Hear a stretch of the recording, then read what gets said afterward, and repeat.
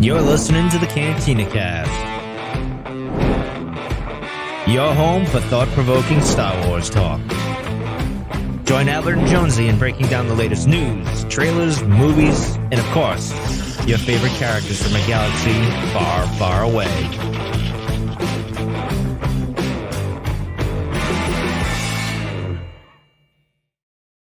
Hello, everyone, and welcome to the Cantina Cast. My name is Albert Padilla, and this is episode 414, Kenobi, let's just call this Obi-Wan Kenobi, the final hype. So, a long-standing tradition here on the Cantina Cast where days, sometimes maybe weeks before the premiere of a big show, big movie, we break down all of the details and speculate on things that we hope to see, hope you want to see, and really kind of have fun with this. So, we've got a lot to discuss tonight because we are on the cusp. I think, what are we, technically 5 days away now at this point for the premiere of Obi-Wan Kenobi, the much-anticipated series. And speaking of much anticipated, I've been waiting for you all night, dude. So welcome to the show. Jonesy's with us here tonight. Jonesy, welcome to the show, sir. Thank you. I thought you were going to say, speaking of fun. Oh, but no. No, not a yeah, word. Let's not get out of character here. Giggles is the word that I use to associate. That's my nickname. Yeah. Is it really? Oh, wow. What a coincidence. Yeah. How you doing? Doing well, man. Doing well. It is, man, I've had to start thinking, okay, what day is it? When do we start getting ready for celebration? When do I need to pack? How many days am I working this week? It's stressful, man. Have you packed anything yet? I thought about packing. Yeah. But no. No, I'll start doing some of it tomorrow. I'll do preliminary tomorrow, laundry, all that good stuff. And then I took Tuesday off. So I'm going to take Tuesday off to be able to break everything down and kind of do it right. So Tuesday will be the big pack day, of course. What about you? Well, you've been packing all sorts of other stuff. Yeah, I've got. I have actually made my list. I've done that at least. So I did that a few weeks ago. Yeah. Yeah. I've got a gigantic checklist. Yeah. Yep, and I'll just periodically. Something pops in my head. I'll add it to the list and that kind of thing. But no, I've not packed anything yet. I went and bought my travel size toiletries, if you want to know. Oh, that's vital. It's vital. So yeah, and if anybody doesn't know, Jonesy and I, along with some other folks, are going to be at what are we doing? A bed and breakfast, I think we're sharing, or some B&B. It's like it's an Airbnb, but it's more of like almost like a condo type of Airbnb. I think it's owned by a resort or something like that. So okay, yeah, we'll be partying, man. No, well, what's funny is Formalis is in Vegas right now, so he took all these pictures of being in Vegas. And I just hope he survives and makes it to California because he's going straight to Anaheim after that. Yeah, and he's been off the map here for 24 hours, so we'll have to see. Well, as long as you and I aren't hungover, I think that's probably okay. Oh yeah, there's no worries of that. Yeah, we're good. We're good. But yeah, I'm looking forward to it. It's in the air. I mean, it's been in the air for the last week, but something about this weekend, just at least on Twitter, it's just been, like rabid in terms of the number of posts and people posting their suitcases and stuff they're bringing. And oh yeah, I've seen the people coming from overseas are already they're packing and leaving on a plane today, tomorrow, and and you're right, man. On the Facebook group, there's a Facebook group for Star Wars Celebration, and oh my gosh, like all of the giveaway things that people are bringing, they're printing out patches, they're printing out stickers, they've got buttons, they've got all sorts of other creative things too that I would never have thought of for this whole, just for the whole swapping of stuff. Yeah. And it's just amazing so much effort people put into it. And it's not just normal, Star Warsy thing or a podcast like us. Some people just, it's a saying or something like that. They just enjoy it. Just is fun for them. And man, the whole swap aspect of this thing is a huge deal. And from there, it's where I've kind of felt the energy. I was like, man, people are really, I underestimated how much people would be excited about this event. Yeah, I mean, this is the Super Bowl. This is like the big dance, the big wedding, the big. Yeah, we can't say that it's like the big game, not the Super Bowl. Big game. Oh right, yeah, big game.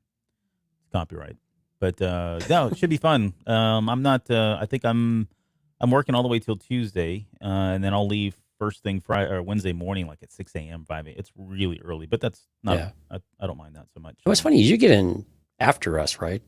So I officially land. I looked at it. I officially land like at 9:53 in the morning.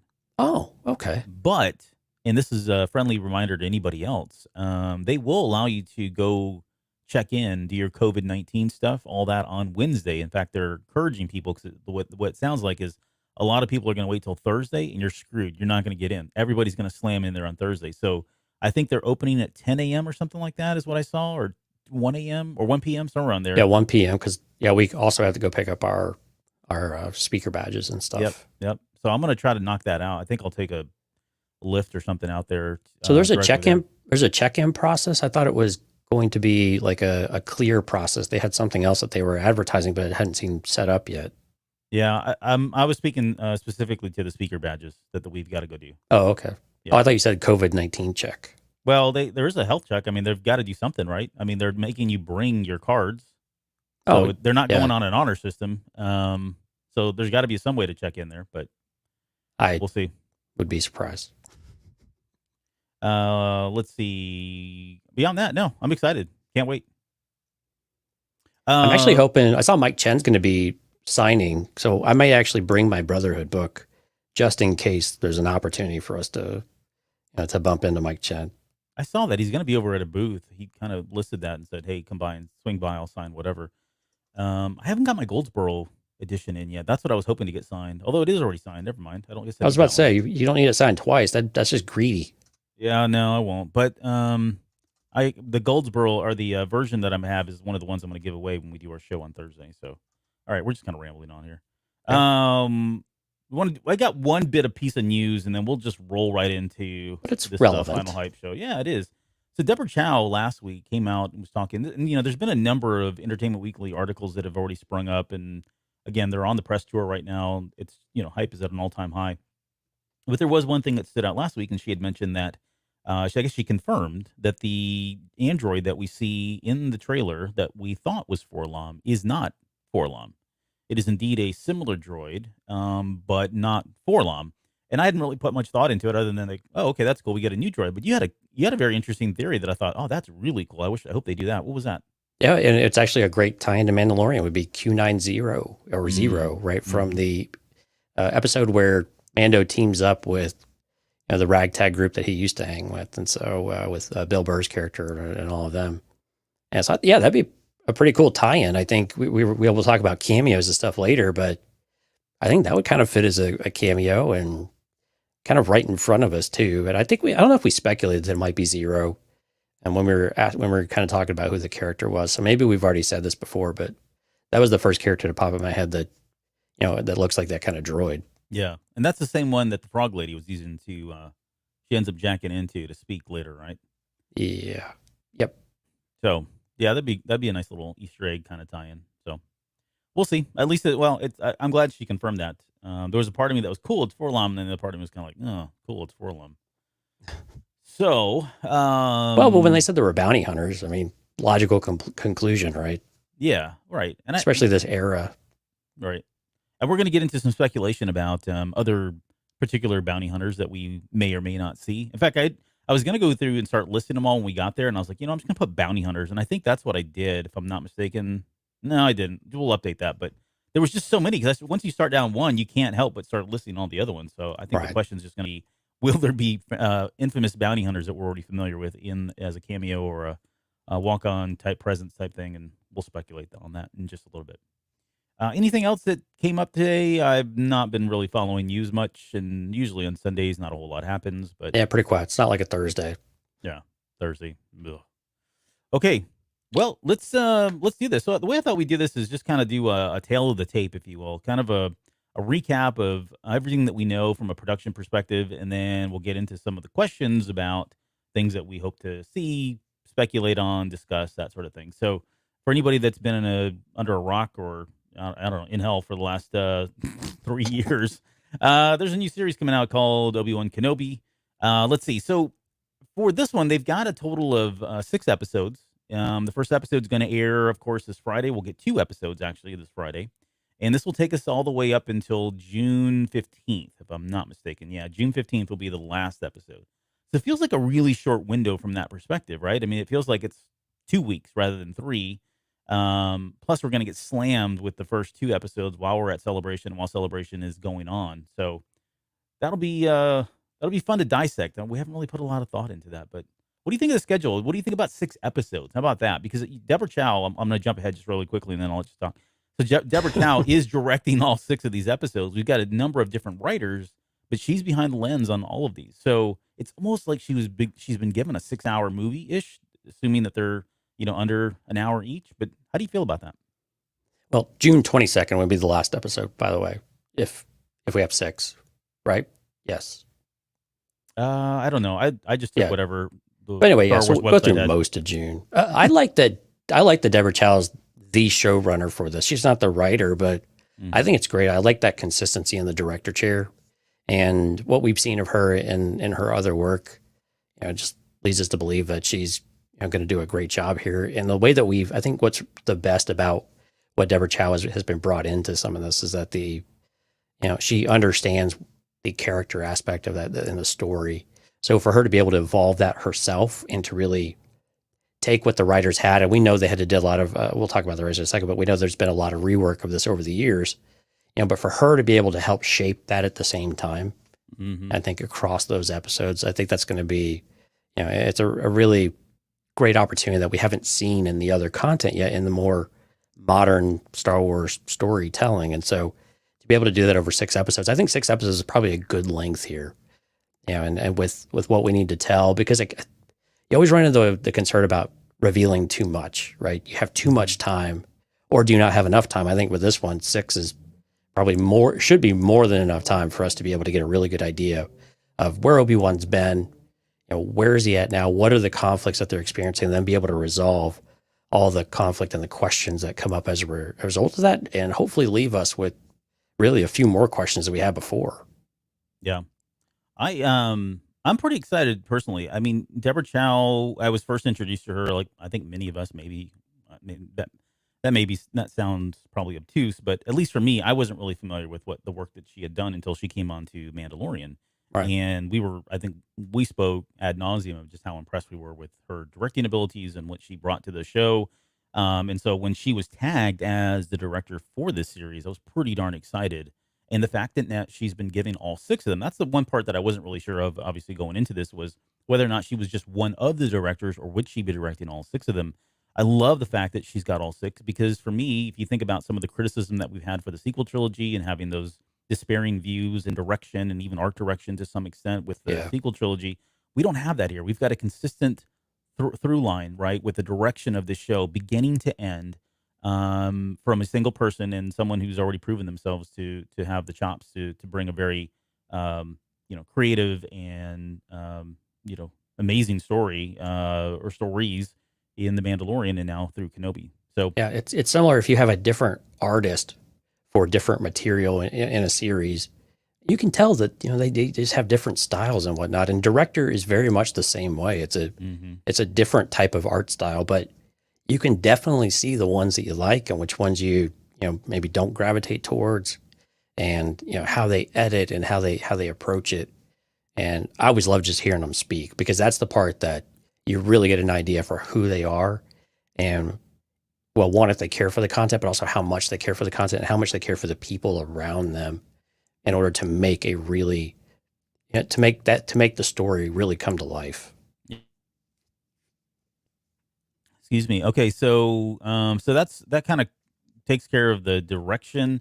As far as the writers, and I did get a chance to kind of go through and look through a couple of these writers. I'm not familiar with a lot of their work. That's not a bad thing. And there's like 5 or 6 altogether when you talk about the original scripts as well as where they've gone these days. So it's a bit hit and miss. Yeah, I think the official writers are Stuart Beattie, Hussein Amini, and then there's some teleplay folks in here like Joby Harold. Joby Harold's he's credited for the first 2 episodes at least.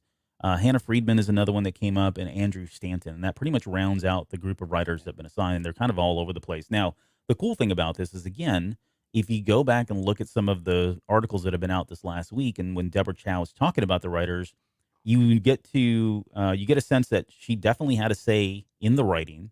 And for a lot of the more creative pieces, some of the more academic foundational pieces of Star Wars, specifically around Kenobi, Vader, that relationship, they leaned heavily on Dave Filoni to come up with these ideas, right? So the writers were kind of putting their thoughts, Chow's, Filoni's down on paper. But again, we still have a very consistent creative core group of people that are putting the story out. So the fact that Filoni's tied to all of this bodes well, I think, for a lot of people, especially for anyone that feels like, the spirit or, is still intact, or that preserving that relationship that Lucas was so fond of between Anakin and Obi-Wan Kenobi, and how that kind of transpired and turns into the relationship that we know them to have later on. All that should still be intact, right? All theoretically speaking, that should all still be there. So yeah, it's its own type of continuity of sorts. We talk about continuity more from an accuracy standpoint, especially as material evolves and goes through different people. I think also just the story itself, and have that confidence that the people involved are respecting and honoring that work. And really, if they're making a change, there's usually a very, particular reason why they're making that slight adjustment, but they're not going to go and completely undo anything that's been, that's come previous to it. They'll just build on top of it. I think one of the interesting things with all of this, though, is that, they were talking a little bit more about, I think it was Deborah Chow was talking about where this, fit, in the timeline, like what's it more like, where they were talking about who might show up, I think. And she's like, really, this aligns more with the prequels than anything else. And I mean, we've definitely got that feel so far that this definitely pulls on everything that we saw in those first three movies, or in the, the prequel trilogy. And then I love how Brotherhood up here behind me really does a great job of really energizing you. And some of our listeners on Discord have been rereading Attack of the Clones and Revenge of the Sith novelizations too, getting ready for this, because they feel like it's just further enhancing not only what Mike Chen brought us, but what we're anticipating with Obi-Wan Kenobi series. Yeah, we should do that, like Tuesday night, or Thursday night. Depending on what time we get back from the podcast meetup, we should probably get together and just all crash on the couch there and watch Revenge of the Sith. Or hell, let's just watch all three of them. Why not? We don't have time. I know it's wishful thinking, right? Right. It's Well, maybe more on that later, because it does feel like it feels like a work trip for us. Unfortunately, that's how it felt last year, and already it feels this way this year. I mean, don't get me wrong. I'm very grateful and thankful and blessed. This is a pretty great kind of work, but but it is. It's not just showing up for vacation and kind of heading where you need to. It's a mix, but it's the best kind of mix. Yeah, we got shows to do, man. And stuff to talk about. Okay, so that takes care of the writers. As far as like the music goes, now Natalie Holt is the primary composer for this. Probably not a name most people know very well. Yeah, but she was on Loki though, so she did Loki, which I thought was a pretty good score. I think it really fit. It's not always like, did you like the music? It's, did it fit the story and did it fit the visuals, right? Mm-hmm, mm-hmm. And I think with Loki, I think it definitely hit the mark for kind of an odd show and this kind of creepy atmosphere sometimes. So I think it was really, I thought it was really neat. So I'm excited to see what she can do. And of course, she's the first female composer for Star Wars. So again, another first for us here. And I think that's really exciting as well. But man, an accomplished violinist, an accomplished composer from the UK. I mean, she's performed for Prince Harry and all sorts of stuff. So she's got the chops. Right. And she's also the, I think they were talking to her and Chow about the music. And she had said that she was going to stay more traditional in terms of the music. So it does sound like she's not going to, I want anybody to think she's going to get out there and do some weird things or fringe type things because of Loki.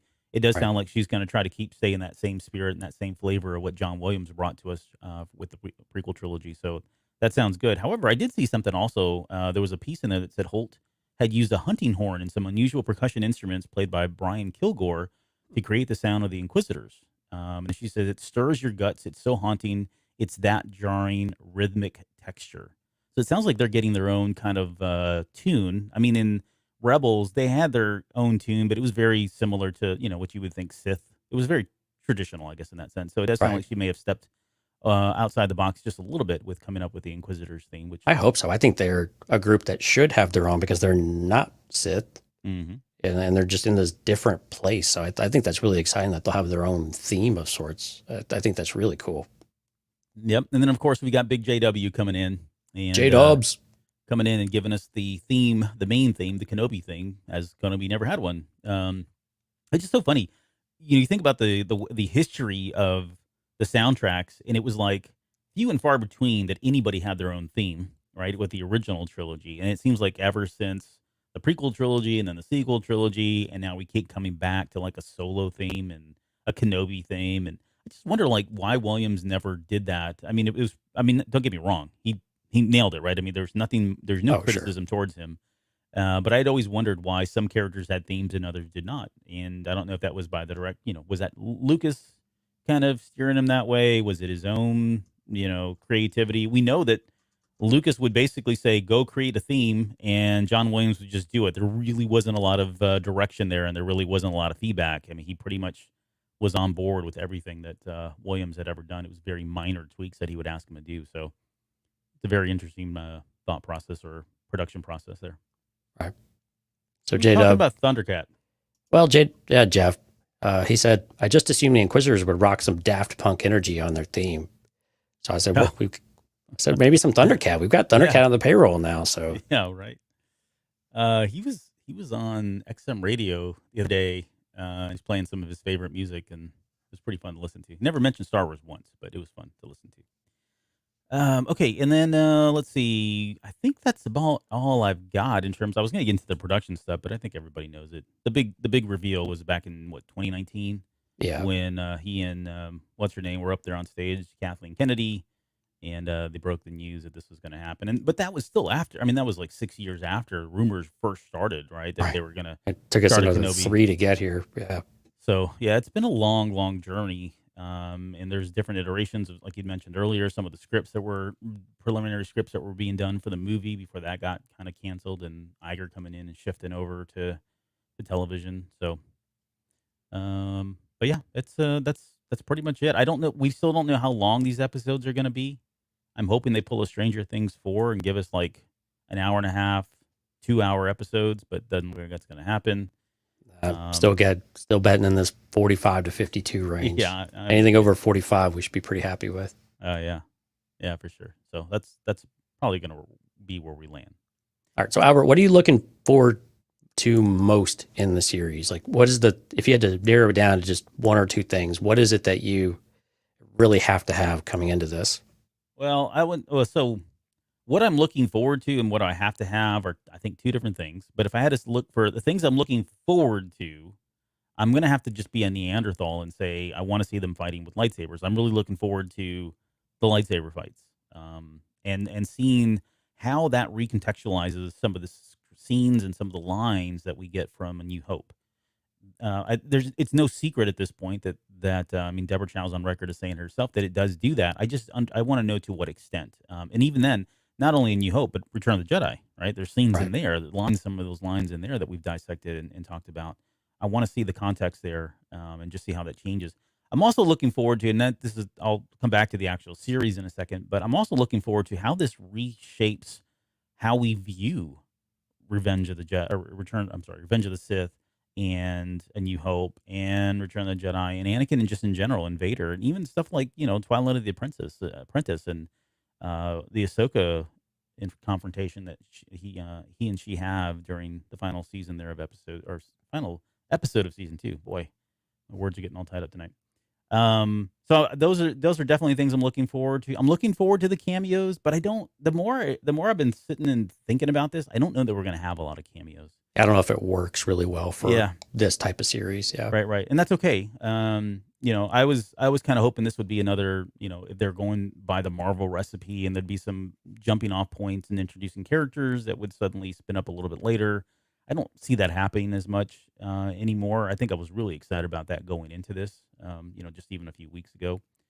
Let's see. As far as I think that tells you, though, the emotional side of this is trumping some of the other external, kind of pleasure points, if you will, the things that just kind of give you that instant amount of I don't know, excitedness and, enhanced kind of, the enthusiasm about it. And I think that's because the story itself seems to be taking on a bit more serious tone, to where cameos don't really fit into that very well, except in a very specific kind of way.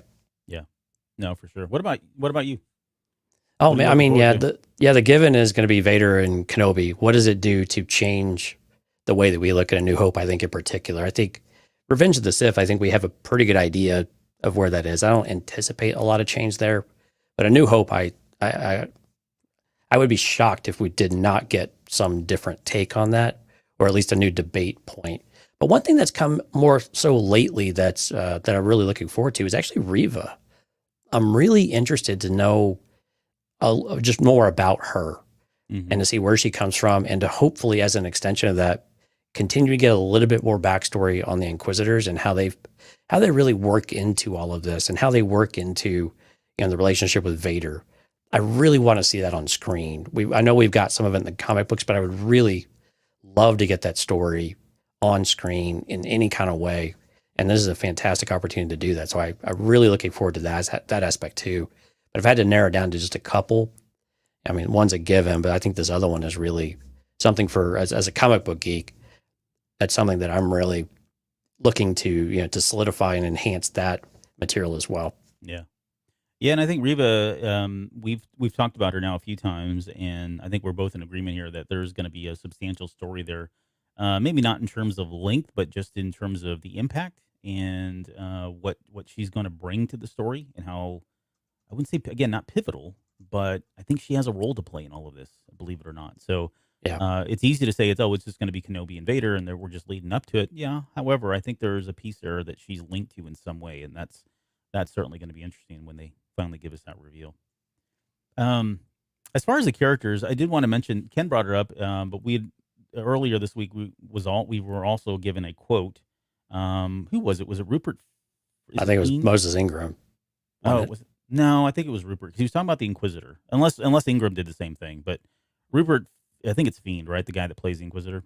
Yeah. He was given an interview this week, and they asked him about the lightsabers and how cool those were, and he went on and on about how wonderful they were, but he also said that he can fly with them. And so that is, we were talking just last week, speculating about whether or not we would see that. I think we were kind of assuming that we wouldn't see it, that if nothing else, it would be kind of a spinning and, easing your way down rather than taking off. But it sounds like this is going to be the full deal. Like, they are going to take off with these flying lightsabers, which is fine. As a Rebels fan, I don't have a problem with this at all. I think there are a lot of people out there that don't like this, don't want to see it, called it blasphemy when it came out during Rebels. There was a fun little debate that we had for almost 3 years. Or I don't know how it's blasphemous, but all right. Yeah. Yeah. We won't reopen that wound here. Yeah, exactly.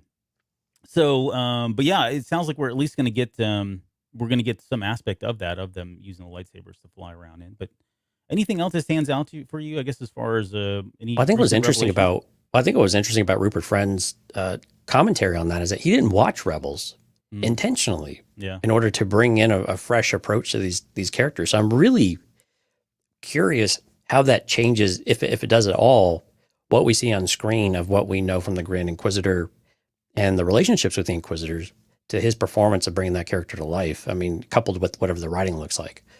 So that was a very interesting comment of his I was not expecting, because usually what's the first thing that everybody goes and does? They go back and consume every bit of material. And who was it? Maybe it was Hayden Christensen that went back and rewatched. No, it couldn't have been. Yeah, it may have been that. I mean, he may have been when they went to go watch Rebels or some Clone Wars or something like that. I think it may have been him. Someone might correct me in the chat. But, again, you just go in, you start consuming everything you can as an actor to be able to figure out where these characters have been, where they're going, how you might want to take them in a certain direction depending on what you're reading in the script. Yeah. So it's very interesting that his approach was very counterintuitive to what most actors, tend to do. I don't know how I feel about that. I think on one hand, so I truly believe, as much as this sounds crazy, that you don't necessarily have to, right? It's certainly, for me, it feels like that's what I would do personally.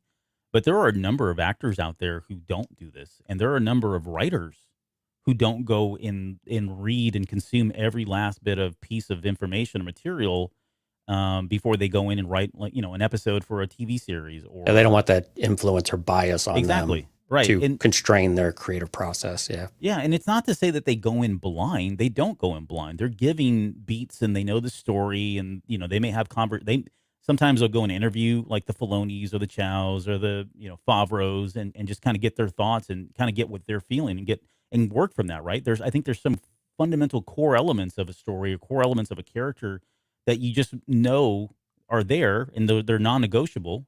And I would assume that that's exactly what happened. I don't know that you have to go and consume everything. Now, for the people that do that, I think that's where we find they tend to sneak in little bits and pieces that are more kind of winks to the audience sometimes in the portrayals or in the writing itself. There's some, little elbow nudges to, or that sort of thing to old stuff that had been written, whether it be in Legends or a previous episode, that sort of stuff.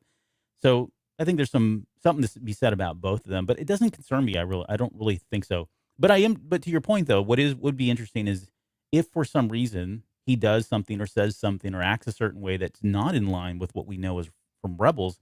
For me personally, I think that would be a little jarring because I mean, we know the Grand Inquisitor so well. I do, and anybody that's a Rebels fan or Star Wars fan that's watched that series a million times, we know exactly how he acts and how he behaves. And I don't know how that would really translate.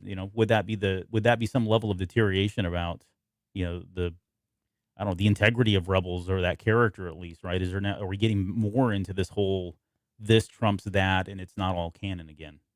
Well, conversely, though, but right? But conversely, I think you have not everybody watched Rebels, right?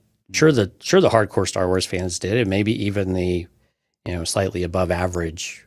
I don't mean that in a condescending way, but more skewing more to the enthusiast side of Star Wars may have watched some of it or maybe all of it.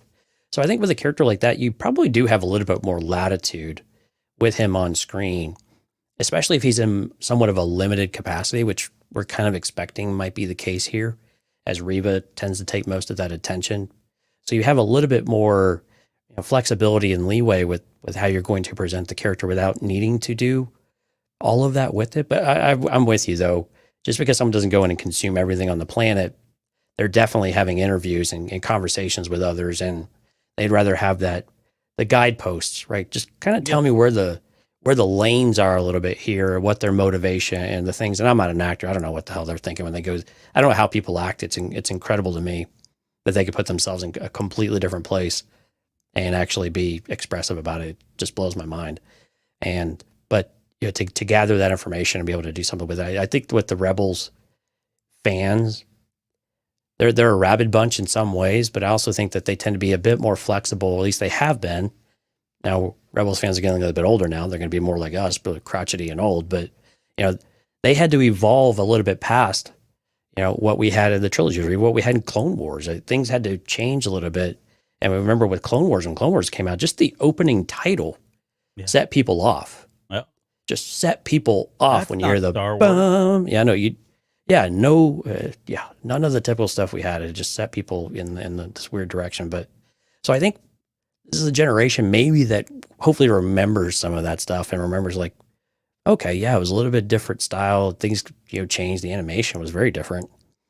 So that we get a different take on some of the characters, even though they did hurt. Hopefully they'll have this openness to them that how they do it isn't wrong, but it might be a little bit different. And we already see the visuals are going to be a little bit different. Yeah. I want to go to Jeff just real quick in the chat. He said, I'd be lying. Speaking of the hype, he said, I'd be lying if I didn't say my main hype wasn't Kenobi and the Lars family, including Beru. I know the Owen thing is already a meme, but a lot of great, genuine acting can happen with that group. That's a good point. How much time do you think they'll linger on that aspect of the story then, just to kind of piggyback off that? To be fair, like if I'm just purely speculating here, I don't know that we're going to get Owen any more than the first episode, personally. Owen maybe towards the end as well. Well, yeah. I mean, he's got to go back. So maybe a little bit of bookends type of thing. Maybe the bookends type of thing. I don't know. There is a possibility that he plays a larger role. I think it'd be a shame if they didn't bring him back for more than just the first episode, since he's already wooing the fans with his acting abilities and certainly the the comebacks that he has. But right. To me, there's a part of it that says, okay, they're putting him in there because they just want to hit home the fact that he's supposed to be guarding Luke. They're kind of reestablishing all that for the sake of the story. But there is that threat, right? That threat still exists that he's there. And if the Inquisitors are on his tail and Vader's on his tail, then how close do they get? And if they do get close, then it feels like maybe later on or in the middle of the series, maybe there is a return to Tatooine and there's a risk there again. I don't know. That'd be the only way that I think that they would go back to him if it's not going to just be solely Vader and Kenobi. Again, last episode, 2 episodes. What about you? Yeah, I think that's the slippery slope, right? Is you have to have a reason to get them away from Tatooine, and they have to have no reason to go back there at all, right? I mean, that's where we've really got to get to at the end of the series. And so if where we're at the beginning, if what we're seeing in the teasers and the trailer on Tatooine are all early, I'm with you. I think the likelihood that we linger any more than an episode or two on Tatooine and with Owen and Beru, I think the chances of that happening dwindled to almost to nil. And we know that there's no reason for them to leave the planet or get off world at all. And quite honestly, Owen's not that kind of character, I think. And we don't really know as much about Beru. She seems a little bit more open-minded, but we know that Owen's a bit of a stickler in the mud too, right? Yeah, right. He'd rather dig his boots in the ground. And again, we've seen him appear somewhat defiant in some of the images that we've seen. And so we'll have to see what happens there with his character and just how far he wants to push some things. But I have a feeling that, Tatooine and the Lars family is probably pretty limited run engagement there. I'm just sitting here thinking, do you think there's any way the Inquisitors would find out about Luke, or that Kenobi is harboring some secret, but Vader would not? Like, is there any reason why they wouldn't tell him that? I mean, their whole mission is just to find Kenobi.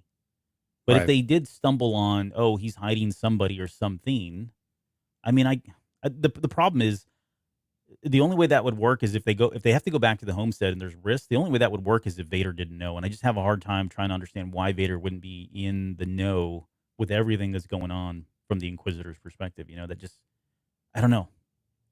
But, you could probably logic our way into this, right? Kenobi went to the planet where he thought Anakin or Vader, it was a sentimental thing to him in addition to some of the other things. But also, if he doesn't really know that Vader's alive, Vader presumably does, but where would the last place that Vader think about going to was right. Tatooine, right? So, but again, I think the idea is that Kenobi is going to be always on the move, right? He can't stay in one place. As soon as he's found, he's on the run. He's a wanted man.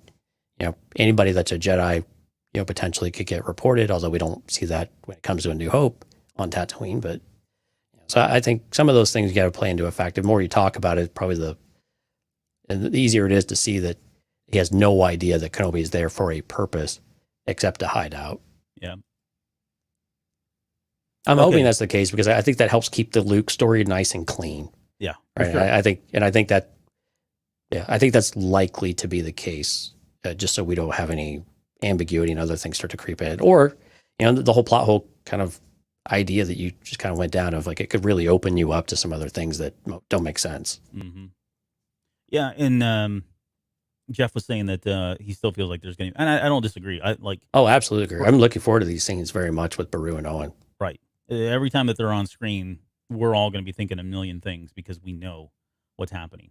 Oh, and I'd love to see a little bit of Owen and Luke interaction too, right? Or even a Ben and Luke, if you will. If we got to start calling him Obi-Wan. Yeah. So exactly right. It's kind of crazy. We're going to go. We haven't called him Ben in so long, and that's the name. It's going to be used a lot, right? Mm-hmm. Okay, so I'm going to play a little game with you and anybody that's joined us tonight with the on YouTube or Facebook or whatever, however you're watching the show tonight live. I'm going to throw up a question. I want you guys to answer, but Jonesy, we're going to talk about this question. All right. And the question is this: the Obi-Wan Kenobi series will be a success if it. Oh boy. And I want you to fill in the blank here. What would, for you at least, like what's your like victory criteria or your exit criteria for the show being successful? Right. And it could be one thing, it could be multiple things. You don't need to give me a deep answer. Yeah, I mean, some of it's going to tie into what we were talking about before, but I think if you had to limit it to one sentence, it'll be a success if the Vader and Kenobi confrontation really does pay off and give us the perspective on A New Hope that we've been so desperately wanting for 40 plus years. Mm-hmm.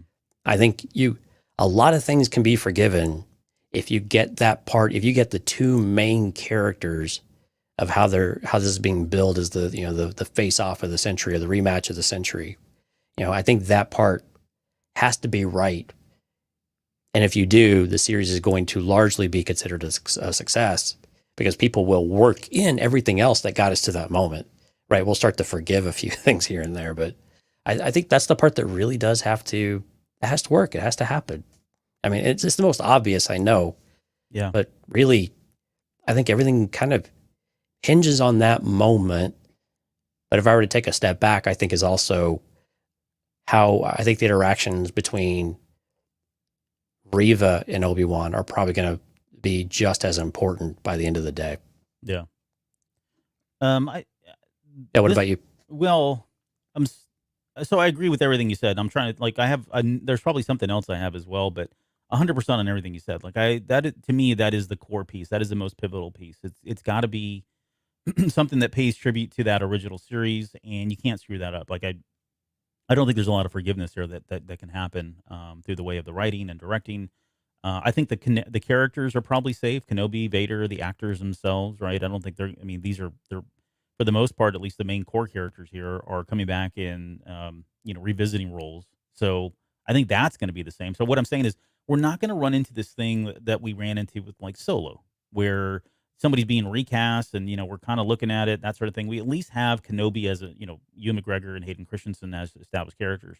As far as the new characters, Grand Inquisitor aside, because we've already talked about them, I think they're pretty much free to do what they want to. And I don't think there's people going to be going, oh, but in in Fallen Order, this was that, or he looked a little different here. I think there's going to be some nitpicking for that, but I don't think that's going to make or break the series. So by and large, I would say, yes, it is that.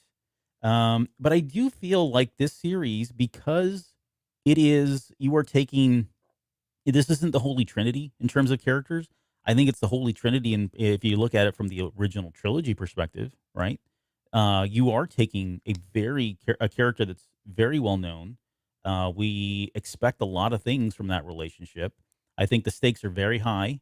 And for the same reason, I think this would not be a success. Is I think if they screw that piece up for some way, right? If they recontextualize this in a bad way, or they give us too much, or they make it feel like it's too on the nose, or they start, I don't know, if they've written things for other pieces that we're not even thinking about, other pieces in the script, or other things that are said, or I think that can be a slippery slope as well if it's not done with good tact and not keeping the spirit of what we're expecting here in terms of Kenobi and Vader. So it is dangerous, I guess, is what I'll say from that perspective. Yeah, so. And I think that's, if we were to probably put the next question up on here about if the Obi-Wan Kenobi series will not be a success. If. Yeah. Well, hold on before you do that. Oh, okay.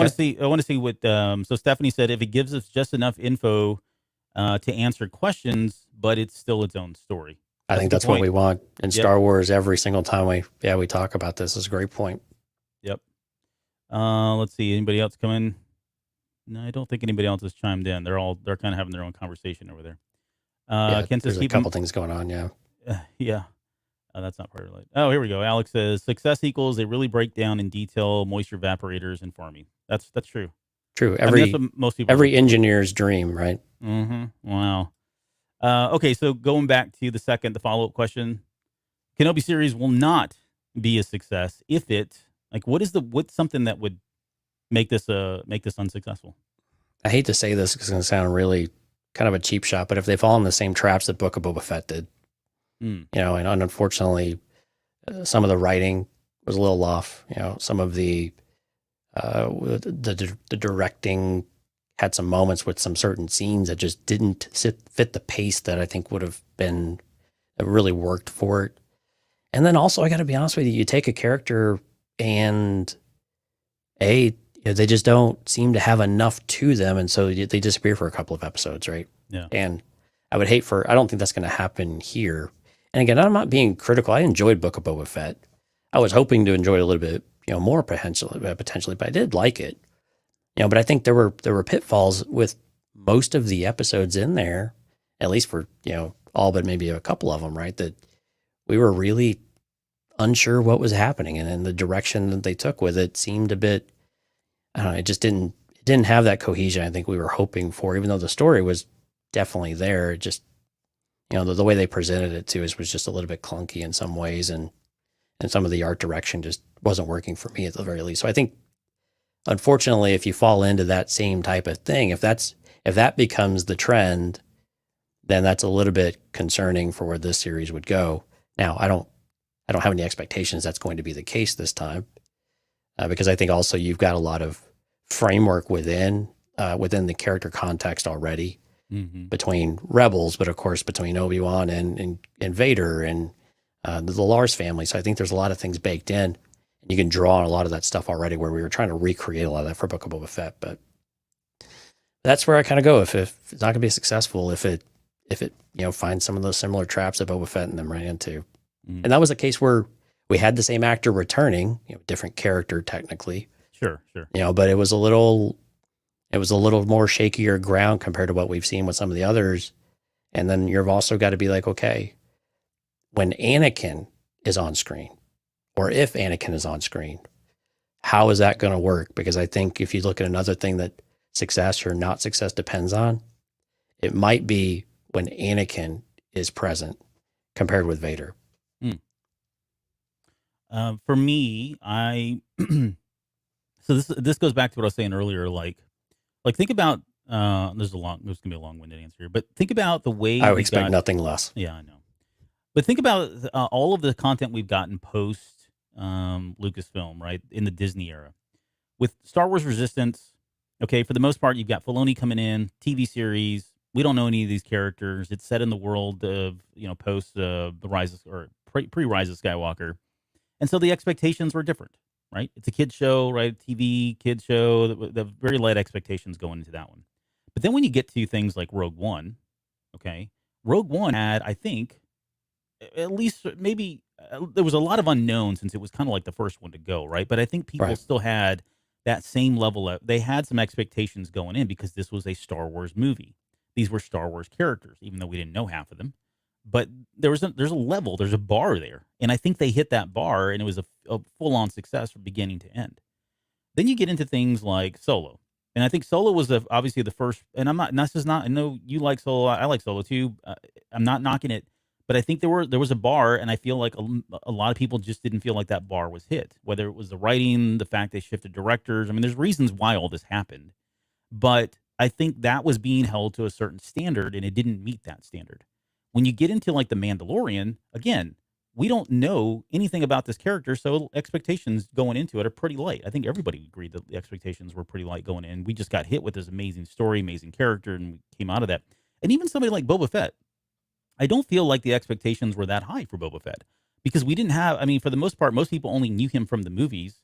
We had seen him in, Clone Wars.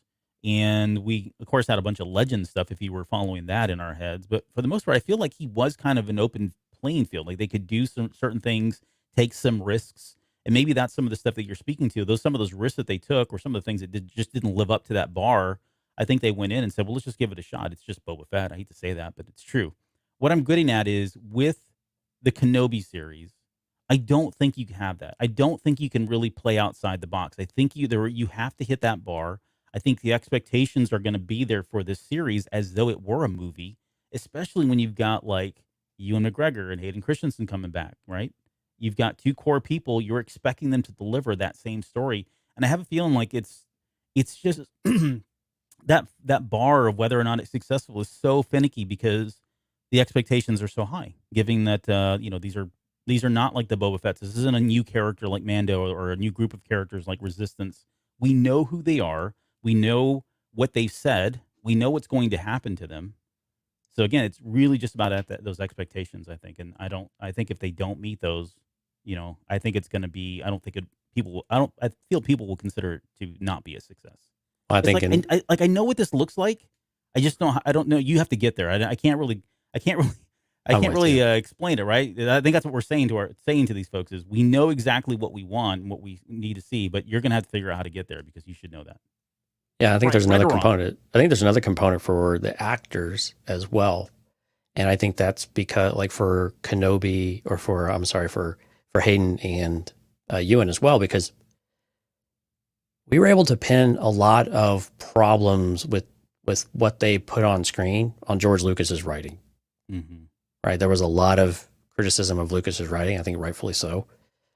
And it created characters that were thought to be somewhat wooden, despite the acting chops that we know that they have.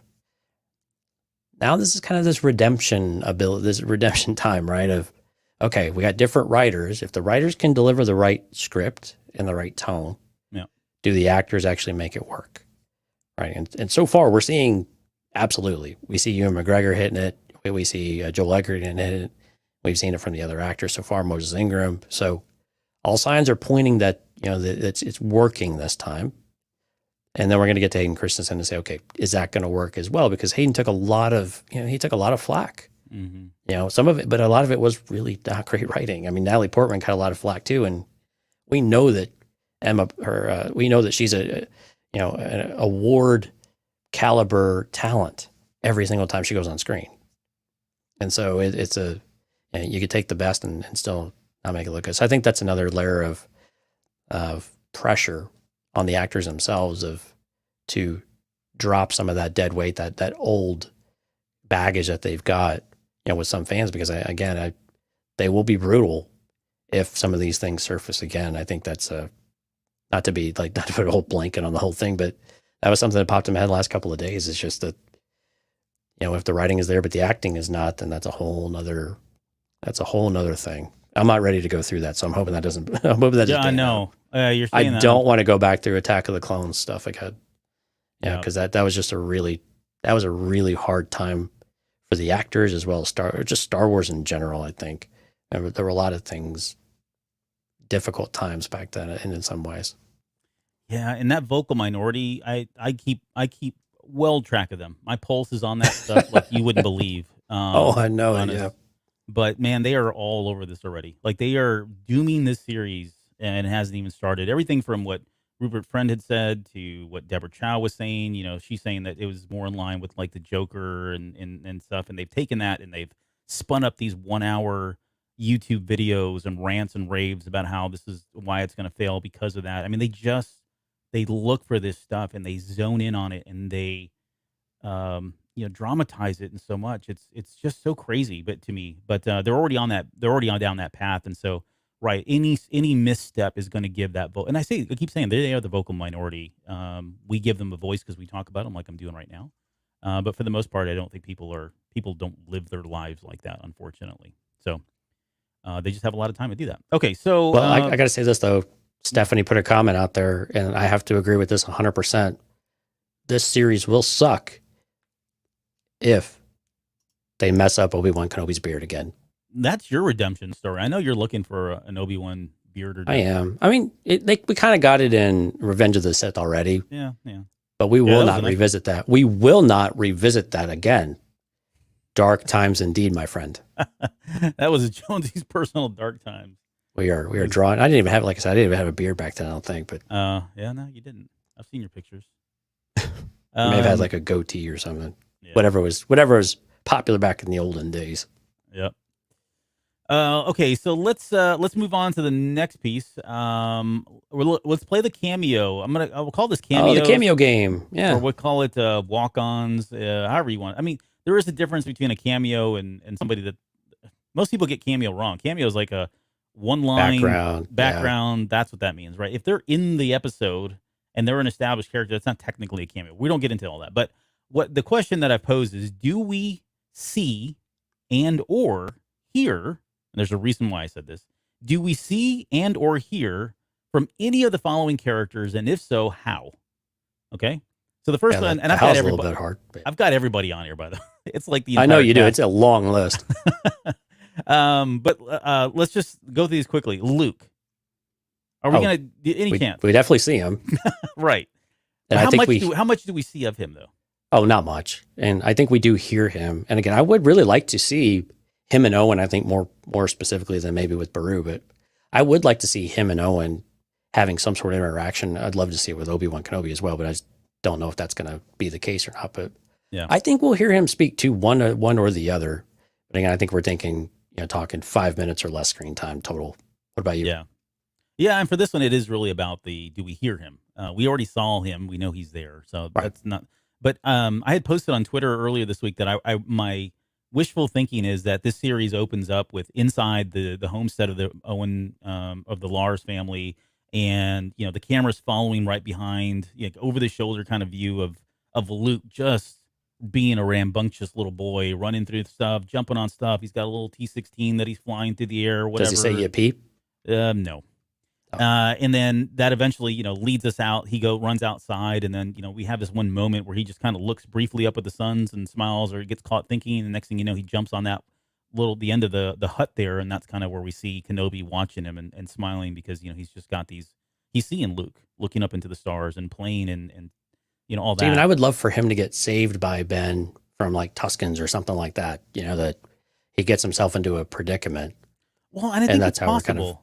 I think that's possible. We'll come back to that, though, because that line of Ben is a great man, right? Right. I mean, okay, more on that a little bit. Yeah, no, that could be the idealism of a 19-year-old, too. Exactly. But, yeah. Well, that's true, too, yeah. Everything was awesome or horrible at 19. Right. What about Yoda? Do you think we'll hear or see Yoda in the series? No see, but I think here is a decent probability on that one. Okay. Do I have to definitively say yes or no?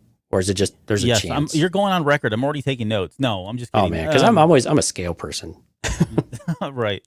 I think 50-50 on Yoda's voice. I think it makes sense, and it may be better than 50%. I think for him to, in order to commune with Yoda in some kind of way, would make sense. I also see why it would not make sense though, because they're trying to dampen their force presence and not be a beacon for whatever's going on in the galaxy. And I'm with you. I think we do hear Yoda. I don't think we're going to see him, and I don't think we have to. It wouldn't make sense. That would, there'd have to be some kind of way that they're communicating, and I don't think that's happening with him on Dagobah, and I think that's way too risky. But through the Force, it could be a recollection too of what Yoda said to Obi-Wan as they were departing Revenge of the Sith, right? Him recalling what his lesson was going to be while he was in exile. Yes. No, you're right. I don't know if I wouldn't say I don't like that, but I want to see, if I'm going to get a Yoda, if I'm going to hear Yoda, I would much prefer him to be talking to Kenobi. Give some new dialogue here. Yeah. And it would set up Empire, right? With, here's where you need to go, seek Yoda, Dagobah system, go to Dagobah, there you'll find Yoda. He's got to know all of that stuff, and presumably they had a conversation about what to expect, even though it doesn't sound like he was ready for him, but that's a comic book thing. So rather than him recalling famous lines or quotes from Yoda, but I'm fine either way. Right. Okay, so here's a big one that I know a lot of people have been talking about, a lot of speculation this week on it, but Qui-Gon Jinn. Any chance that we're going to see Qui-Gon Jinn? Well, that's the big one. Are we going to visually see him, or is it just a voice? Yeah, a voice. I think no see voice is what I was looking. Yeah, no see. But man, if it wasn't for Liam Neeson saying that he would love to return to Star Wars, but only in a film, I would say that this had about the same probability as a Yoda as being heard. Again, I don't know that we should see Qui-Gon unless they're in a very special Nexus type of point, because we know he didn't finish the training. Mm-hmm. And so I would like for that to still be a thing where I know we saw him in Clone Wars. Yeah. But again, that was that was a completely different set of circumstances. Extraordinary circumstances at that. Right. Yep. But I would really love, man. I think, if I had to pick one over the other, Qui-Gon or Yoda, I would love for it to be Qui-Gon Jinn. I would just love for it to be him over Yoda. But I think there's about the same chance, or there would have been, but Liam Neeson's comments kind of slashed my hopes on that one. Well, and I'm going to say, like, I'm with you. I think I'm with you, but maybe to the extreme, because, I love drama, but I think we're going to see Obi-Wan Qui-Gon Jinn. I would love to see that conflict between them about the chosen one too. I don't think we'll get into that. I know, but it would be nice. But that would be cool. Chip on Obi-Wan's shoulder of sorts. Yeah. There's a conversation to be had there. Some baggage. Yeah, that will be had. But I think it's going to be both. I think we're going to get the disembodied voice of Qui-Gon Jinn probably earlier on in the episode, but I'd love to see that at the very end. Have them show Liam Neeson. And the only reason that I'm leaning toward that is exactly what you said. This just keeps coming up over and over again about how Liam Neeson keeps saying, he doesn't really do TVs, he does movies. I think he's lent his voice graciously for a number of things because it's just who he is. He usually holds on to those characters and loves them, kind of like Keanu Reeves does. But given the opportunity, I can't see him passing up, not getting his face on TV. Not, you know what I mean? So there's something about it. I don't know when, I don't know how, but I just really feel like in my heart of hearts, I think they're going to show him, because the way they could explain this is, in from a certain point of view, he was still a disembodied voice, but maybe by the time the series is over, he's gotten through all that, or he's developed that ability, or there's something that sparks that, or I don't know. I just have a feeling he's going to show up. It's a good question whether you can finish the training when you're dead. Yeah. That's not a question we have the answer to, yeah. Not yet. Okay, well, I think we're both in agreement that we definitely will hear him, but whether or not we see him, to be determined. Okay, next one is for you to start with. Breha or Bail Organa? I think, well, my theory is that Leia is the one that's been, ever since, even we talked about this almost a year ago, I think. I was trying to go back and look for that episode, that I threw that out there, that because we were going through the thought process of why in the heck would he leave Tatooine? And we said at the time it had to be something would have to pull him off the planet in some way, and it would have to be something pretty substantial for him to leave the Chosen One like that, or him to feel like the Chosen One was completely safe. And I don't think that's going to come from the protection of Owen Lars and Aunt Beru, but and then we went down the path of, well, what could it be? It's got to be somebody famous or somebody that's in peril, and I think we naturally led into Leia being a prisoner of some sort, or being kidnapped in some way. So on that reason alone, I think I'm going to stick to my theory, but I'm going to say yes, that we are going to see Kenobi. I don't know of many people that would. You mean I don't know. Bail, sorry. I was thinking about. I don't know that Kenobi is going to leave on his own. Someone has to go to him and say, "We need you to leave." And if there's very few people, if not just one or two, that actually know where he's at. So, so Bail, I think, is a given. Breha is the other one that I don't. Without Leia, there is no Breha, in my opinion. Right. So, what about you? Yeah. I mean, Bail Organa makes sense because, again, we know that he's part of this resistance type of movement. They're doing stuff that's forming the rebellion. I think it makes sense for him to be there if there's some sort of call to action. If we need a call to action, Bail Organa makes a lot more sense. I'm still going to go on I'll be contrary and just say no. Well, I'll take this back. And if he is there, the chances of Leia showing up go up astronomically. Mm-hmm. Right, because there's no reason for Leia to be there if one of the Organas isn't there. And unfortunately, I think it's more Bail than Breha because he's the senator. He's the more front and center person that we have from the prequels, I think. And he's also been more present in all of the rebellion stuff that we've got in subsequent content as well. Mm-hmm. And not to say that Breha is not important. I think Bail's just been more front and center with all of that. You're not going to linger on these characters for very long.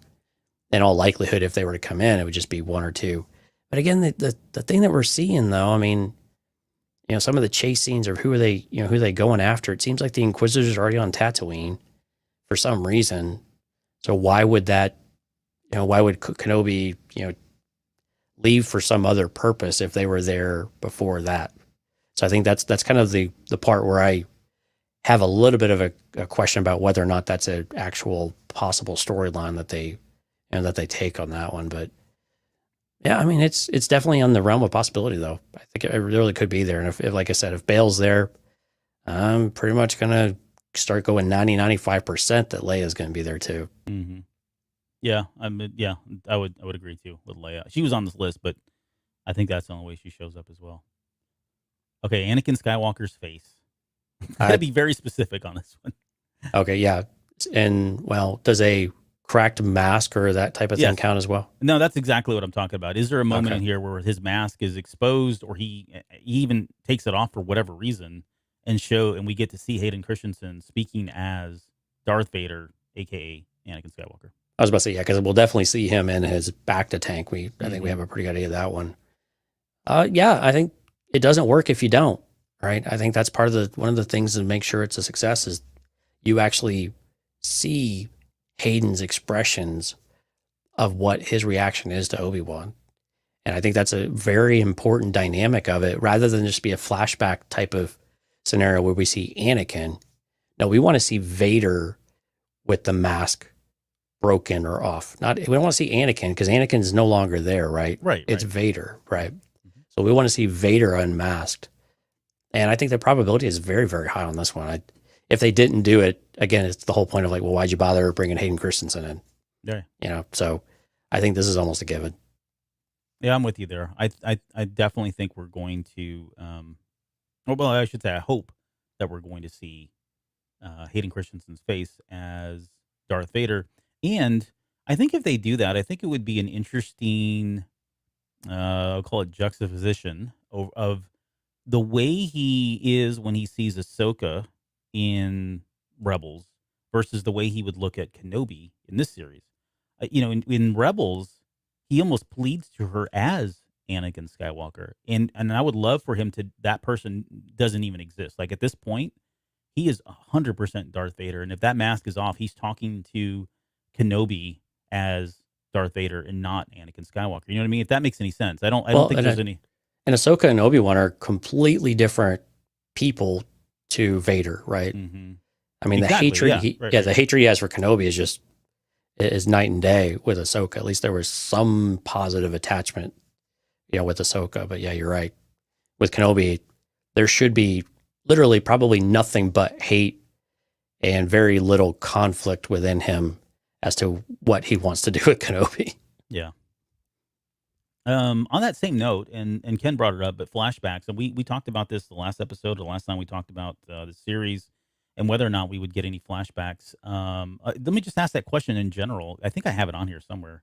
Oh, we'll come back to that in a little bit. It is on here. It's a little bit later, though, so sorry. Yeah, we have a long list. We need to crank through these here. No, I'm not going anywhere. Where are you going? Okay. All right, so here's a wishful one on my part. Satine. No. No. And I was actually thinking about, does it even make sense for her to come up at all? And I just can't think of it. I can't think of a scenario where it makes sense for that to come up. I mean, I can get there. You don't have to work real hard to get there. I get that, but there's a lot of other things they're going to be focusing on. And I think, again, when I think about the practical aspects of storytelling, and kind of go back to what Utini brought up in the Q&A a couple weeks ago. Yeah. The practical aspect of it, of what purpose does having Satine even mentioned, where many people are not going to have any idea who that is, or that Obi-Wan had a love interest at some point. Mm-hmm. It's just what purpose does that serve in it, except maybe for a life of regret. And we've gotten some of this in some of the books lately, but overall, I would think there's very, very little chance of this. But it would be great, but not likely. Yeah. Actually, she's dead. So there's no new story with Satine here, right? No. She's dead. This would be a flashback. This would be a flashback or a recreation of her death. No. Obi-Wan comic, I think might have something like that, but I don't know about this one. Mm-hmm. What about you? No. As much as I want to. No. What about Padme? Oh, man. I'm going to say no, because I would be very surprised if Natalie Portman had any interest in voicing this character in any kind of way. I just don't think it's there for her as the actress. Again, more practical side of things. I mean, she's coming back. I mean, she's starring in the next Thor movie for a character. Yeah, she had a lot of similar comments about the Thor movie. She was pretty not happy with them either, but yeah. Money talks, man. Well, she's been really busy with all that too, so I don't know. I don't know. What about you? Do you think Padme? Well, again, she definitely. I think she gets spoken about. Absolutely, I think she's brought up. I think that's one of his. I think that's Kenobi's in his armament. Right? He's going to use her, evoke the feelings of her, try to get through to him. I think he's going to use that. Right? Yeah. So I think her name will be spoken and uttered at some point during that confrontation. As far as whether or not we see her, I mean, of course, it would have to be a flashback, and the only way I would say that would happen is if if we get like a Boba Fett in the tank kind of moment where Vader's, getting assembled or whatever, and he's just having flashes of imageries or whatever. Or if he's just hanging in the tank, meditating. Exactly, and he's thinking about the time they spent and some of the memories from Clone War, Attack of the Clones, and Revenge all the of back just starts to boil from the heat or from the anger and the heat. Yeah. Exactly. So that would be the only way I would see. I would expect that to happen. All right. What about Maul? No, I think Maul's out of this one. I know. Think so I think a lot of people want him to be in it because it's just too much baggage. It's just too much to bring into it. I think. Well, yes. I think it complicates the story. It adds layers that don't need to be there. But I think where people are still holding on to this, still holding on. Where people are still holding on is the fact that Maul was, allegedly going to be in one of the in the movie at one point, or maybe even early on in the TV series before they kind of took a different route. And I think that's people are still kind of thinking, well, that'd be kind of cool. But his story is already is told elsewhere, and later on in Rebels. So, well, I think how they did in Rebels was really powerful, that they not know each other were alive. Yeah. Until that point. Because I think that made it all the more special. Yeah, and if you watch that episode, like was it called Twin Sons? That would make a whole lot of sense. If we saw Maul where he is in that moment at the beginning of Twin Sons episode, this wouldn't make sense that he would even pop up in here. Like exactly, it doesn't jive. All right, what about Kira then? We'll just go through all the solo Star Wars story characters. Nope. Next. Did you put this one in there, or did I put this one in here, this next one? Is that me? You did, not me. That's stupid. Why did I put that in there? I don't know. I don't question your genius, though. We'll skip it. Let's go to the next one. No, I'm kidding, because that'll tease everybody. Mace Windu. Oh, I thought Ahsoka was next on the list. Oh, is it? Oh, yeah, because I added in there a little bit later. Sorry. I had Mace Windu on here, but no. Let's talk about Mace. All right. Now let's talk about Ahsoka. Oh, she's a no, too. This is easy. Yeah, I don't think so either. I think, her again. No reason to. Different path. Yeah. And again, you really start to divert the story. Okay, so let's talk about the droids, the bounty hunters, because I had IG-11 on here, but I mean, pick any of them. Do you think we're going to have any of the bounty hunters that we're familiar with from the movies, not necessarily the comics, but from the movies? That's a good question. Again, I think they might fall into more cameo. I think if you talk about the Bobas or the Bosks or those types of, maybe like a Zuckuss or something that's less popular or less known, to the general public, but they might recognize them, but they don't know their name. I think those might be more likely. And again, if we do get a Q9, I think that would be a great kind of appearance and tie into other material that would satisfy the general bounty hunters thing. But I mean, again, we know that they're doing bounty hunters. So, do you get oh God, do I even dare bring his name into this? Who's your most hated bounty hunter that you hate with a passion? Everybody should hate, because he's a jackass. Oh, you're talking about Bandage Boy, the Mummy. Dengar. Dengar, yeah. Yeah. No, he's not in this. I hope this guys, I'm around. Oh, no. Jeez, what a loser that guy is. Yeah, but I mean, like the big boys, like, Cad Bane or Aura Singh would be kind of cool. That would be a nice throwback to Phantom Menace. Mm-hmm. But I think, who else is there that makes a lot of sense? Not Cad Bane, Yeah. Again, it takes the story a completely different place. Yeah, and I apologize. I said IG-11, and I was thinking IG-88. IG-11 is what I'm talking about, so that would be a way to tie into... No, you said IG-11. Oh, did I? Okay, I thought I missed it. No, IG-88's another option, though, right? Sure, why not? Probably more applicable in this era, maybe, than IG-11 yet, but we don't know that for sure. Mm-hmm. Yeah, I don't know. I just can't see him. Even like Cad Bane, again, it'd be cool, but he's, how much time are you going to give him then? And that doesn't seem fair, especially now that he's been front and center in the Boba Fett series. Yeah, he had 2 episodes effectively, better part of 2 episodes. So, I think some background characters maybe on bounty hunters, but man, really only 1 or 2 that we might recognize. I'm trying to think if we left any other obvious ones out. Oh, I got more. Okay. Saw Gerrera. What about Saw Gerrera? Well, he's not a bounty hunter. No. Oh, you're talking about bounty hunters. Sorry, this meant just characters in general. Oh, no, I was talking about bounty hunters, yeah. Now I'm done talking about bounty hunters. I don't know that we're going to see. I think, like you said, there'll be cameos at best. I don't know that we're going to have any, like, hey, look, it's me. And here, your action figure is validated. But go on. What else? So Saw Gerrera. Oh, Saw Gerrera. Yeah, and the next one you have is Bo Gullet.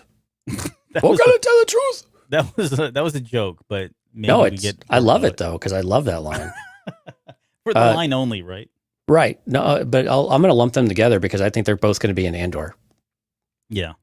And so nothing here, but Andor, I'm all in. Give me a Bo Gullet.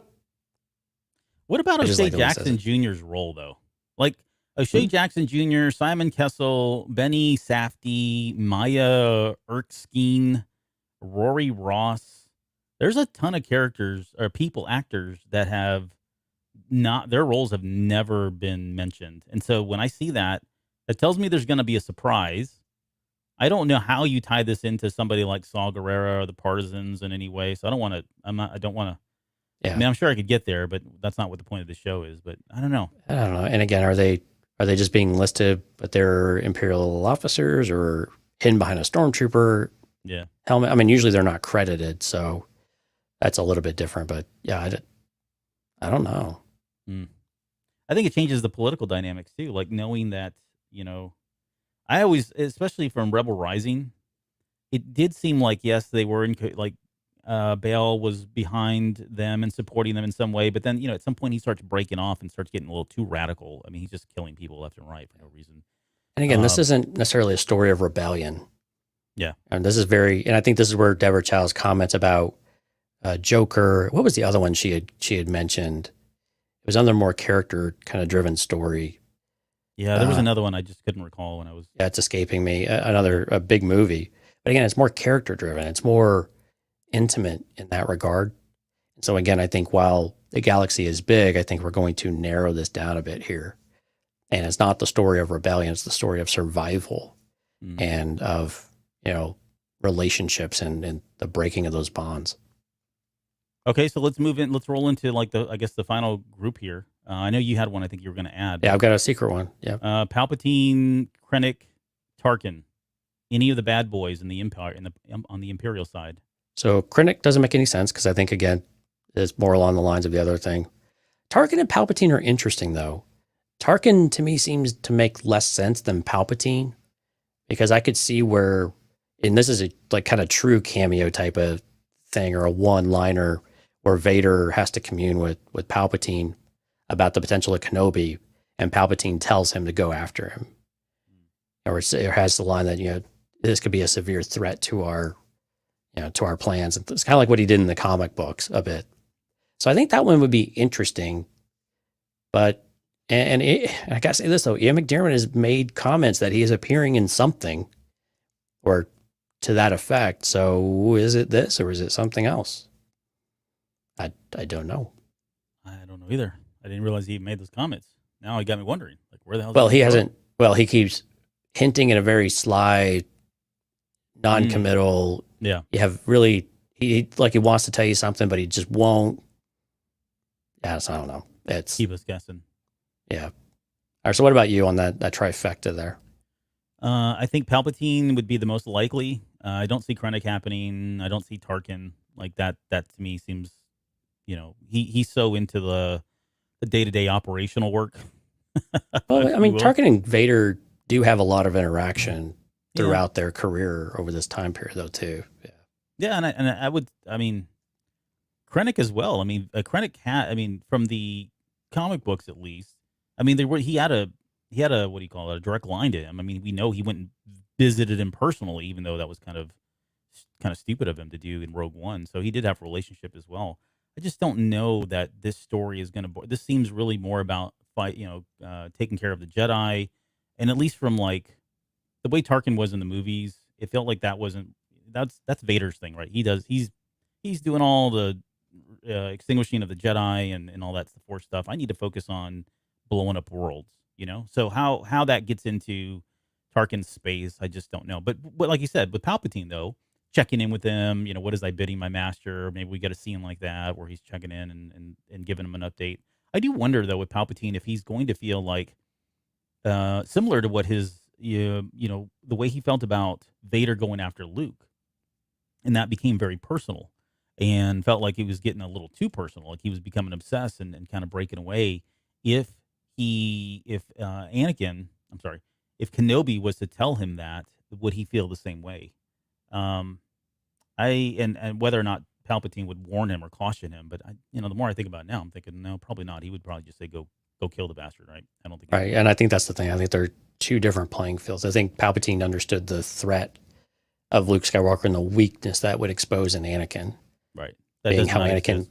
Right, I mean everything just he leads with his heart, and that's the last thing Palpatine wants to come back. I think with Kenobi, how he was left, I think Palpatine would probably be like, good, and just, go get him, but don't fail. And I think his, we're expecting his failure here, right? Yeah. In some capacity. And if that does happen, then that would be something else that the Emperor could punish him for in some way. Yeah. Okay, well that's the end of my exhaustive list. Okay. But I know so I got one more to throw out there for All you. right, Then go ahead, give it to me. What about Chewbacca? So in A New Hope, when it's difficult to tell if, and I haven't read the novelization forever to see if this is actually explained, but it appears that they might know each other, or maybe he's being introduced to Chewbacca, him being Obi-Wan. But it would be interesting if they've met before, because we know that Chewbacca has been involved with Yoda and, in Revenge of the Sith and all of that. Mm-hmm. I think it would be kind of cool though if they already knew each other, and when he tells him, Chewbacca here, is a co-pilot or what did he call him?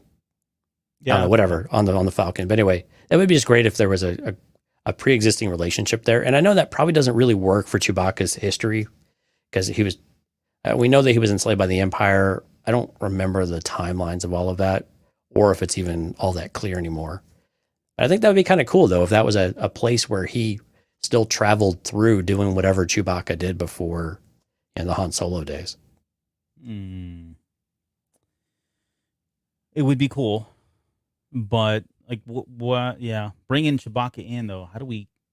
Well, I think again, more cameo type of thing in the background, Okay. No, I get you. or something. No, I like the idea. I would say I'd give it a 5%. Okay, I'm gonna give it 20. But yeah, I'm optimistic. But that would be a fun one though. But that would be a fun one you wouldn't expect, right? No, it would would not be that one. I was going to say, oh my, how the tables have turned. You're being the optimistic one here. Yeah. And I'm like, no, it's not going to happen. Shut up. Okay. The next question was really about cameo appearances and minor roles. I don't know. We've kind of beat that dead horse. Kind of covered that one. Yeah. Yeah.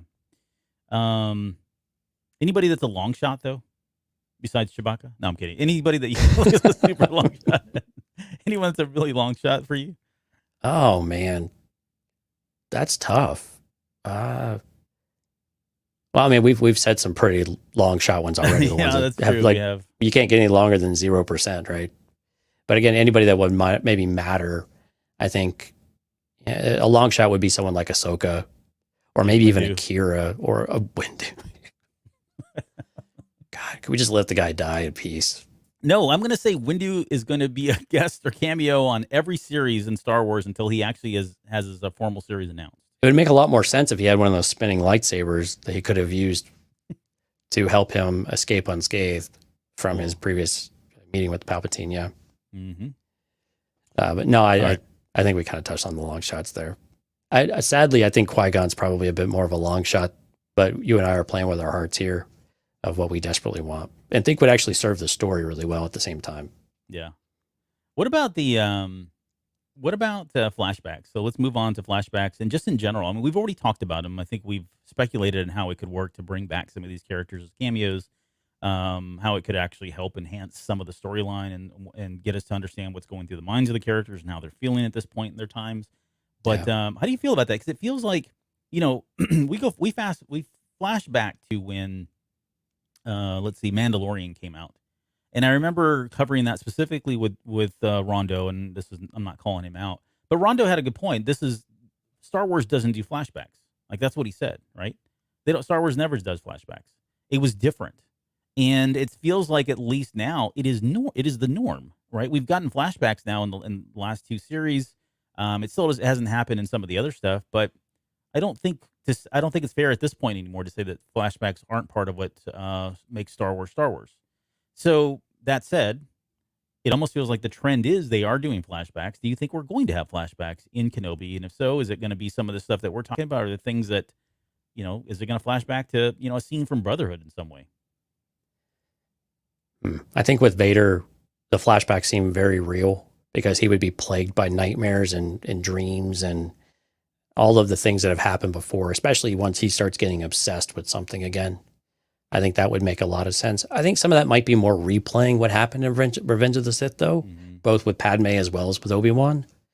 But I think another character that might make some sense, though, would be Reva. And I would really like to see Reva have more of that, because we've got the backstory on Obi-Wan. We've got the backstory on Vader / Anakin. We've got a bit of the backstory on Luke and Owen and Beru. So who's really left is the characters that we don't know anything about that you would really want to fill that in. Now, Obi-Wan does have 10 years, right, of stuff to fill in. But again, what actually has that dramatic input where that flashback would actually mean something? And it seems like a lot of those things we already know. So will they rehash flashbacks? I would think we'll get a tiny bit of that, but it makes more sense with Vader, I think. Well, I take that back. It might make sense with Obi-Wan if he's dreaming about his interactions with Vader, or how he left Anakin, rather. Yeah. But I think also with Reva, it makes a lot more sense, because as a character we have zero information about. She presumably is going to play a fairly major role in the series. So where did she come from? And we talked about this a couple of different times already in previous episodes, where, how was she left at the temple? Was she there? Was she saved by someone? Was she abandoned? What drove her to join the Inquisitors? Did she have a choice? So there's a lot of questions there.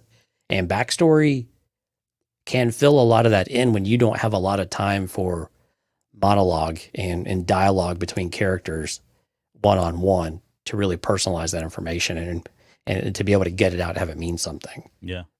And that's what we've seen and that's what we've seen more often in Star Wars these days. I think it helps, and it's helped bridge some of that for us to not have to spend a lot of time with storytelling, but we can do chunks of that or little pieces of that over a few different episodes and get the information we want. Right. And to be fair, the context of what he was saying that is Lucas never did flashbacks, and so therefore, sure, by definition, Star Wars doesn't do flashbacks, because Star Wars is Lucas, right? Hadn't done flashbacks, yeah. Yeah, right. So I think with Although Disney, though... yeah. Although I'd argue that there were a bit of flashbacks, but that might be Clone Wars more. Yeah, Clone Wars for sure. So I would count. Yeah, I would say yes. That we're going to get flashbacks. I'm for them for all the good reasons that you mentioned. It does give us an opportunity to get some of that backstory quickly and get us vested in some of these characters without having to trudge through. We don't have 24 episodes, right? We don't have a full season for them to tell, just to show us those stories. So through the use of flashbacks, we can get caught up and feel like, connect with those characters in that way. I think everything's on the table, though. I think it'd be very interesting. So far it's been all flashbacks from a certain lens for the most part. Well, no, we had what's his face's flashbacks as well. What's his name? Kuril's flashbacks. Yeah, more of his recalling of previous live. Yeah.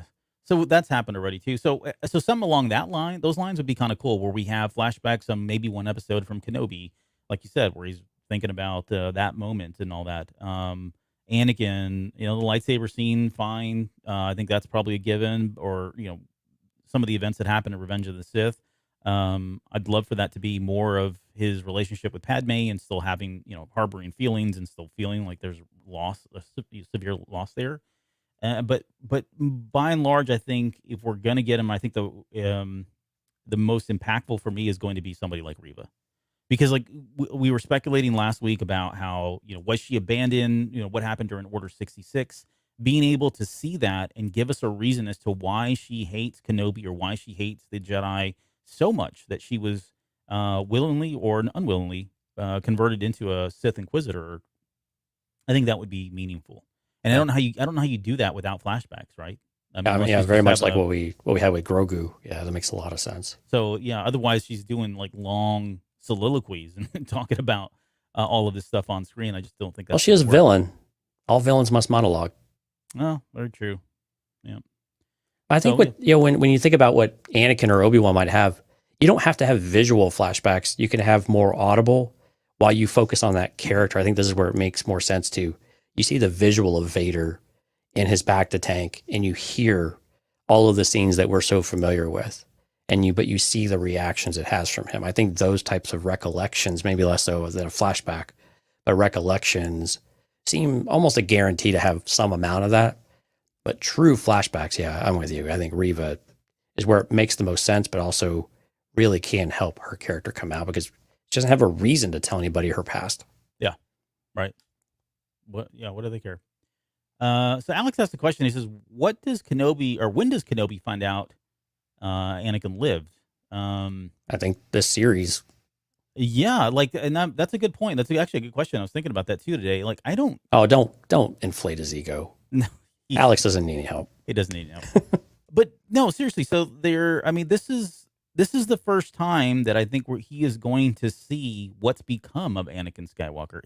A part of me tells me living on Tatooine, you're really not in the know, right? Unless you're out there actively looking for it and seeking it, jumping around, flying through space, and coming back home to Tatooine. And Kenobi presumably has completely disconnected from all of that stuff intentionally, right? And from the Force, right? There's a good possibility he's disconnected himself from the Force as well. Yeah. So if that's the case, I don't even know that he may have inklings that Anakin has survived. I don't think he does. I think when he does see them or does see him, maybe it's Reva that tells him. And that's why she says he's coming for you, right? And not trying to scare him and thinking like, holy crap, Anakin lived and he's this monster that she just described to me. And he's now hunting me down kind of thing. But I think that's going to be the first time that he sees him. And I'm really looking forward to that scene when he sees Vader and Anakin and what's become of Anakin. Right. That harks back to he's more machine than man. And you look at the way Alec Guinness played that part and he's kind of thinking about it. Like he's conjuring up images of it when that happens. So. Oh, Alex just spoiled it. He saw it on TMZ. Oh, okay. Well, never mind then. Yeah. But if anybody's seen the TV spots that have been coming out of the other countries lately, or the little extra scenes here and there, there's some stuff with Kenobi doing a little bit of hand wringing and where we see him looking up at the very end of the trailer when the breath starts. So there's. Oh, I haven't seen that. Oh, but no, that would be cool. It's not spoiler, and literally there's a little glimpse of the same scene, just different perspectives on it. So just I know for people who are trying to avoid spoilers at this point, stay off Twitter because they are all over the place, or don't watch or Reddit spots. or anywhere else. Yeah. Okay. This is a quick one. I know we've gotten it from the last two series, but concept art credits, is that a good one? I hope so. I love them. Me too. I would give me all the concept art. Okay, last questions here. And we've already probably done this one, but I called this, what is your Razor Crest prediction? Was that who's going to die? No, this was the, it wasn't the death one. I think, I guess we could phrase it like that. Who's going to die? But this was just the question of like, that was such a Hail Mary prediction for me that there was no way I should have gotten that right, but we did, right? And so like, what is the one thing out there that it just seems like it's just so far out there, but it's possible and it's got a 1% chance and you're going to be screaming from the rooftops that if it does happen, turns out to be true. Oh, you mean like in a positive way? Because my mind went straight to negatives. Yeah. So positive. This is a positive show, Jonesy. What do you? Well, no, it would have been like Obi-Wan doesn't actually win the fight with Vader. He actually loses, but gets lucky because he did something.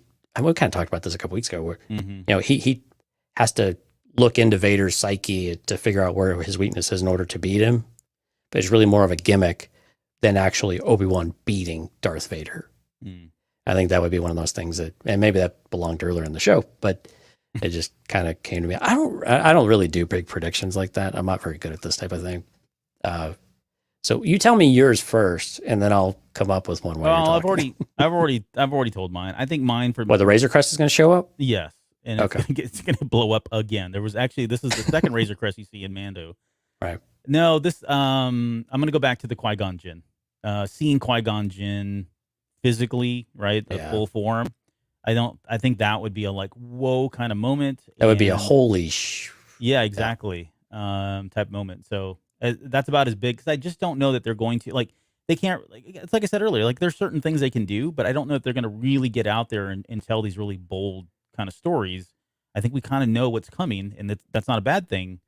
So I don't know that we're going to get some big bold prediction like that or something happening where like the Razor Crest just blows up. Yeah, and I remember when Luke showed up in Mandalorian, I had my arms raised as soon as I saw the lightsaber, right? Or and he actually appeared on screen in any kind of form.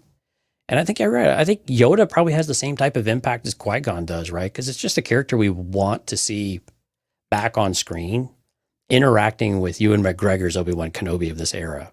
Yeah. And so Qui-Gon is feels like such a long shot in some ways that I agree that would be much more bold prediction probably at this point. Although I think a lot of people are predicting it anyway, and they're just going to be like, no, he's just lying like every other Star Wars, like every other major, franchise actor does about who's in what and what they're doing. But I think Yoda would have a similar type of response for people where they would want to see Yoda, especially on the heels of Grogu. But you run the risk of maybe a little bit too much of Yoda and Grogu. Yep. Here's I'm going to use Jeff's comment here as a bold Razor Crest prediction. A long shot is the great grandchild of Markion Ro and Gira Staros. That's a real long shot. Wow. Yeah, I'm with you. So that being Reva, sorry, because there was a comment earlier. He was saying Reva is the great grandchild of Gira Staros and Markion Ro. So, hey man, I will personally come up there and shake your hand if you get that one right, Jeff. So I will. Yeah. I will fly you out to Texas and we will take you out to dinner if you get that one right. Yeah. We'll split the airfare. We'll put you in a room somewhere. Yeah, we'll get a nice steak. Steak somewhere. You can pick the restaurant, even the sides. I'll let you pick the sides. Yep, so. Just got to keep it under $12.25. Right. All right. Well, here's a question I put in there for you. All right. Actually, I've got another one for you at the end of the show as well. Okay. I know I didn't. I'm being you lately. I know. Throw stuff at you don't expect. Surprise. All right, so one thing I did throw in here was, will this series set up another series like Mando did for Book of Boba Fett and Ahsoka? Are we going to have some other follow-on to this, that there's a natural successor in some kind of way?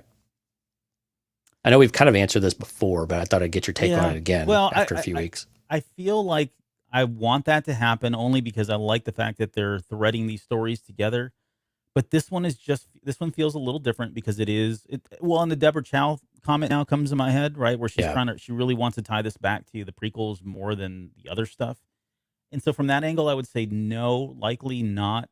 And it feels like I don't want to say it's a wasted opportunity, but they have an opportunity here to build on the momentum of, Mando 1 and 2 and Book of Boba Fett. Why wouldn't they do that? Especially if they're trying to tell this bigger part of the universe. But then you got to think, okay, well, how do you tie that into the future storytelling? How do you tie that into post Return of the Jedi? And I don't know if there's enough here for that, to do that. If they do, it's going to be something very light, like a cameo or like any one of these characters that we mentioned that shows up and, it's a nod to Peli Motto. Oh, God, I hate that. But Peli Motto shows up in the background. You see her walking. Her hair is not as long. It's not as curly. She only man, that should have been in our cameo list. No, I had it in there and I took it out. 100% going to see her. Okay. That's my Razor Crest prediction. No, your Razor Crest prediction and she's going to be with a Jawa. Oh, stop it. Arm in arm with a Jawa. Maz Kanata is your Razor Crest prediction. That would be great. She needs to show up somewhere, actually. Yeah, like in a trash can. Dead somewhere. Jeez, man, that's brutal. So I would say, I would say no. Sorry. I don't think it's going to. Yeah, I would say no. Yeah, but I think it would be cool. So I don't think, I think, and you pointed out there's two comments that make this seem very, very unlikely. Mm-hmm. One, like you said, Deborah Chow, this is more aligned with the prequels than anything else. And then the other is Kathleen Kennedy and then the stories that were released on Vanity Fair, or the interviews on Vanity Fair, where they want to get away from this, this 60-year time frame. And they really want to do something outside of all of that, or at the very least things that, while they might connect to it, you feel like you've got that flexibility of going in a different direction. Mm. And I think this is very much a singular story that they wanted to tell.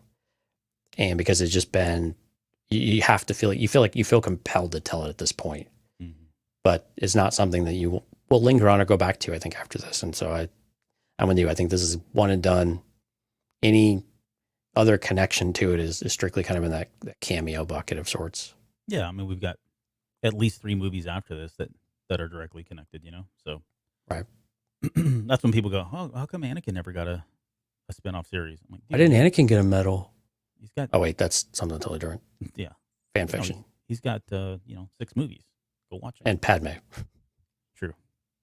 Okay, so I threw this question out here. It's one of the last questions, and I think I know the answer now that we've had a chance to talk about it. There's one component that I do want to just touch on, but if successful, does this change Disney's strategy in any way of any sort? And what I mean by this is, Well, kind of to Kathleen Kennedy's last statement, right? Well, exactly. Does that fit into this? Is this the last kind of hoorah story that they're going to tell in this era, and just they're never coming back?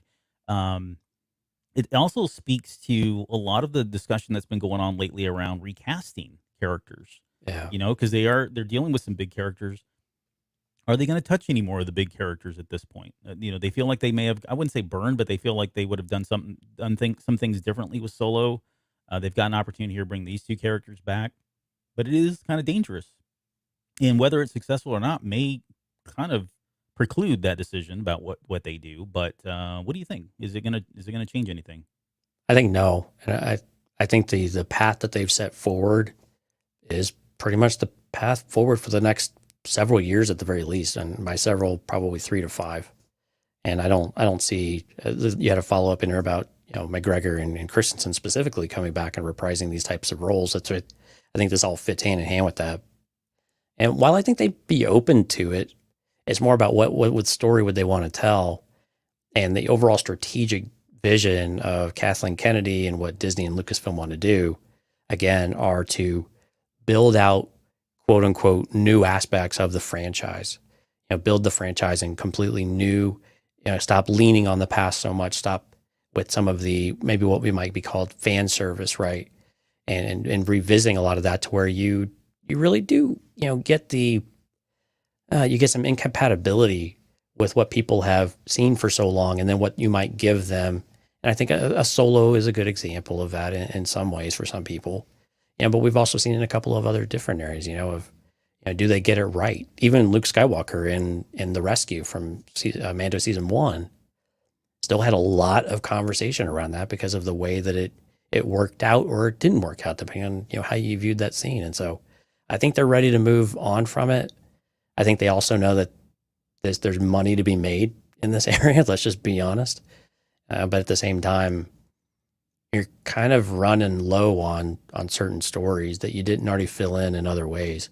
Mm. But again, there are characters that we would love to see come to life on the screen besides Ahsoka. And that would be characters like Kanan or Hera, or, hopefully Sabine is coming to life. The hero or the Rebels character, Zeb, Ezra. So we might be getting some of them, but we know there's characters in this era that we still want to know more about, or what were they doing at all of these times. So a character like Ahsoka, that character could go any different direction, but directly from this series, I'm not seeing a direct tie-in. But again, we never would have really seen Boba Fett spinning off into, well, some people probably would. I think Mike may have kind of called that one too, but Boba Fett spinning off of the Mandalorian series. Yeah. Because we were so hard on Boba Fett even showing up. Yep. I'm with you too. I don't know that it changes anything. I mean, if I'm Disney, I'm already planning, I'm already looking ahead 10 years, right? Whether you get they've there had or this not, conversation a year or two ago exactly. about whether or not they were going to do anything else after this. Right, yeah. right. No, I'm with you. And I think for them, it's really about timing of when do we start slowly letting people know that we're going to, how do we softly let people know that we're going to start moving away, distancing ourselves from this era? People would, I know, again, the haters are already out there talking about, oh, look at them, they screwed it all up and they're trying to get away from it, do their own thing. It's like, yeah, however, a cynical view would be that. But you've got to understand, like we've been saying, what are we coming on? We're still 3 years away from the 10-year mark of when Disney came in, right? But you've got the generation that grew up with the sequel trilogy. They're starting to get older. You don't want to lose them because you're not putting out content. So does it make sense for them to start exploring the era prior to, right up until the Force Awakens, or the era after the Force or Rise of Skywalker? And I think the answer is yes. I did a second rewatch of season 2 of Resistance the other day as I was doing some menial chore, and I kept thinking they laid down some really cool characters at the very end. I mean, it's so, like, if you've not seen season 2 of Resistance, and I know a lot of people have not, it's so fast. Like you can tell that their timeline got shortened. Like they took what feels like was going to be the next 3 or 4 seasons and possibly setting up more stories in the future as spinoffs and all that. They really condensed that down into just the core stories, and like they introduce these really cool characters and they just disappear, and you don't ever see them again until the very end when they kind of bring everybody back together. But my point is, there's a lot of potential for storytelling out there, and there are a lot of people that watched Resistance that are younger. That 5 years from now they're going to be going, "Hey, where's Kaz? Right? Where's Niku? How come I don't see this alien race that they introduced at the very end that was really cool? That Where's all this stuff- Jaeger? Yeah. Yeah, Jaeger. Like, where are these guys? Like, you're not telling these stories, right? So I have a feeling like at some point they are going to break away from this era, which I am fine with. Like, I'm an OT person. I'm okay. I've had my fill. I've had plenty of storyline, especially you throw in Legends, which no one's going to ever take away from me. Although it's not canon, they're not going to take those. No one's taking those stories away. No one takes away how I felt about reading those stories. So yeah, let's move on. I'm fine with that. Give me, as long as it's compelling and it's Star Wars, let's do it. Right. And you want to live in the past anyway. You're ready to go back to some old Republic and see where High Republic goes anyway. Yeah, no, for sure. I mean, there's a whole. I mean, we talked about that in the Q&A. Yeah, going backwards seems a little easier to do than going forward beyond sequel trilogy. But with regard to this series, it is difficult to see what connections they might make to some of it. Yeah. I mean, you got Andor and some other things, but again, this is very much Obi-Wan and Vader. At least that's how they're positioning it for us. So it's difficult to see. We kind of know where this story goes. So you're not going to go and completely pull all of that apart in another series, I think. All right. Okay. You got one more. You said I have one more for you. This is question. probably the most important question of the day. So I hope everyone is ready to get your answer.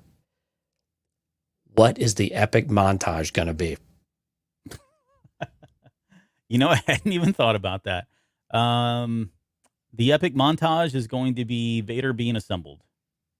Like some Sith 80s synth music in the background, right? Some really Sith synth. Yeah, just break the Sith synth. I see what you did there. Sith wave, how about that? And you break break the mold of the music that's come before. And it's just, it's Survivor, the band Survivor playing, and it's him being assembled. I was hoping it was going to be little Pointer Sisters or something like that. That'd be great. You got to have it's got to be rock. I mean, you can do that too. I mean, that's more like Footloose, right? More of a poppy kind of montage. But with Vader, I want some like rock, like Survivor. Duh. That'd be great if you got like the volleyball scene from Top Gun. Yeah, which would be totally fitting, right? Because you got Top Gun coming out this weekend too. Yep. What are we going to get a montage on that? No, seriously, we're not going to get a montage at all. We're going to get a montage. No, Deborah Chow's smarter than that. I think they've already set the standard. What are the things you expect from Star Wars television? Montage. That's at the top of the list. It is. Same thing with at least like 2 or 3 per season, apparently. Concept art credits. That's another thing we expect from them. Yeah, that's true. So I think it's going to happen. Sorry, hate to break it to you. Okay. Well, let me give you one more bonus one, and I don't think this was answered previously. Are we going to get a final credit scene in the last episode like we did with Mandalorian? A final credit scene? Like we did going into Book of Boba Fett. Do you think we'll get anything like that? Assuming there's no series coming, but just something else there that would... I hate to be a Debbie Downer, but I would say no. I think, because I mean, depending on how the series ends, I think they want to just... There's some finality to it, right? And I don't know that you need it with this series because, again, we've got 3 more movies that pick this up right after this, right? So what is there left to tell that you can't tell within this 6-hour time frame? Unless they are going to go, try to spin up another series or hint at something, maybe an Andor. I don't know. I don't know what they would do there, but I think it's probably not going to happen. Yeah, I think it's going to be show's over, go home. Yep. Everybody go home. You're still listening? Wow, that's amazing. That's amazing. Okay. I'm ready to call this. I think I'm ready for the show. I'm excited. Again, we'll be at Celebration when these 2 come out, and we're gonna. That's actually probably the most exciting part is we'll get to watch this as a group with people. Yep, that's a rare opportunity. That is really exciting. Great. People are gonna see me squealing, and I'll see you squeal. But here's the even better part: is that we will then see people that night at our meetup. And if you go out to cantinacast.com/events, you can see where to meet us up if you're going to be at Celebration. Like how I did that. That was very slick. Yeah. But then we could talk exactly about what happened in Kenobi. It will be very spoilery because we will have watched it probably at the break of dawn before we get ready and go. This is how we will be doing this as Albert makes us chorizo and eggs. We will be watching some Kenobi. Let's do that. I'm sorry, you got me excited. It's a tradition. I know it's a tradition now. Yeah. That's what we did last time. Yeah. But yeah, so we watch this, and we'd love for everyone to come out and talk Kenobi with us, because we know that's just going to be the hot topic all day Friday, all night Friday, and just for probably the rest of the weekend, and a bunch of rewatches anytime we get a chance. So I'm super excited about that. It's like a live watch party. I can't believe they didn't actually do something like that and schedule that for this 3 stages. Yeah. They're doing it for Siege of Mandalore, and they're doing it for, are they doing Attack of the Clone screening? Or is it just I think it's just a celebration event of it. Right. But they're actually doing the Siege of Mandalore viewing. Showing it. Which is pretty cool. I just don't know if we're going to be able to make it. Now you got me thinking about all the food I want to make, like chorizo and eggs, and I can make some menudo. We can have some barbacoa if you want to have that.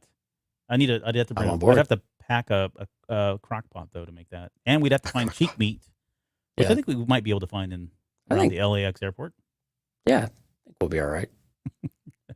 We could find a guy. We'll get a guy that knows a guy. Yeah, we'll get real ethnic up in this trip.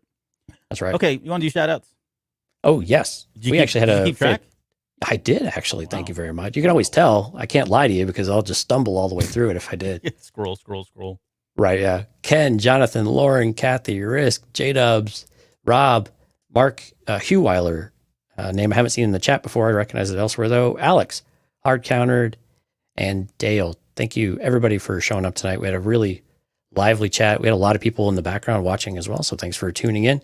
If you're listening to this on the podcast, thank you for downloading it, first of all, but we are live at least once a week, hopefully twice a week, and this is a bit of a special episode because of the travel and all that, but we'd love for you to come out and check out the live stream on YouTube, Facebook. It's also going on Twitter. You can also find the replays there as well. But YouTube is usually the easiest one. You can go and subscribe to the channel, like the video, hit the little bell. And Facebook will do the same thing if you're still on the Facebooks. So thank you for everyone for showing up, and check us out if you're wanting to see Albert's smiling face and see what shirt he's going to wear. Yep. I've got them all lined up. Again, they're pressed, ready to go. Tonight he's wearing a blue and white Galaxy's Edge shirt. Yeah, you can't see. It says... which is ironic because he's never been to Galaxy's Edge. I've never been. Well, that's funny. And he probably will not go after this trip either. Can you see and it's Walt Disney World from Florida. Can you see the back? Lean forward. No, your other forward. No, you're forward, not backward. Oh, sorry. Okay, it says Walt Disney World. Is that Walt Disney World in Orabesh too? Yeah, no, it actually says crew. It's like, this is a shirt that you got if you were like working there. I bought it on Facebook. Leave me alone. I thought it was cool. I was like, wow, that's kind of cool. I like the blue color. At least the one I bought. So the Galaxy's Edge shirt I bought when I was actually there was one of the exclusives for DVC members. Oh, so wow. you had to be a member in order to be able to buy it. But the funny part was I couldn't fit into it really at the time. So until I lost a little bit. So got a little better in shape. And then now I can actually wear it. Who's got the last laugh now? That's right. No, I don't know. I don't know if there's no laugh to have actually, but. As this will be the last episode that we'll do before Celebration. That's kind of sad, actually.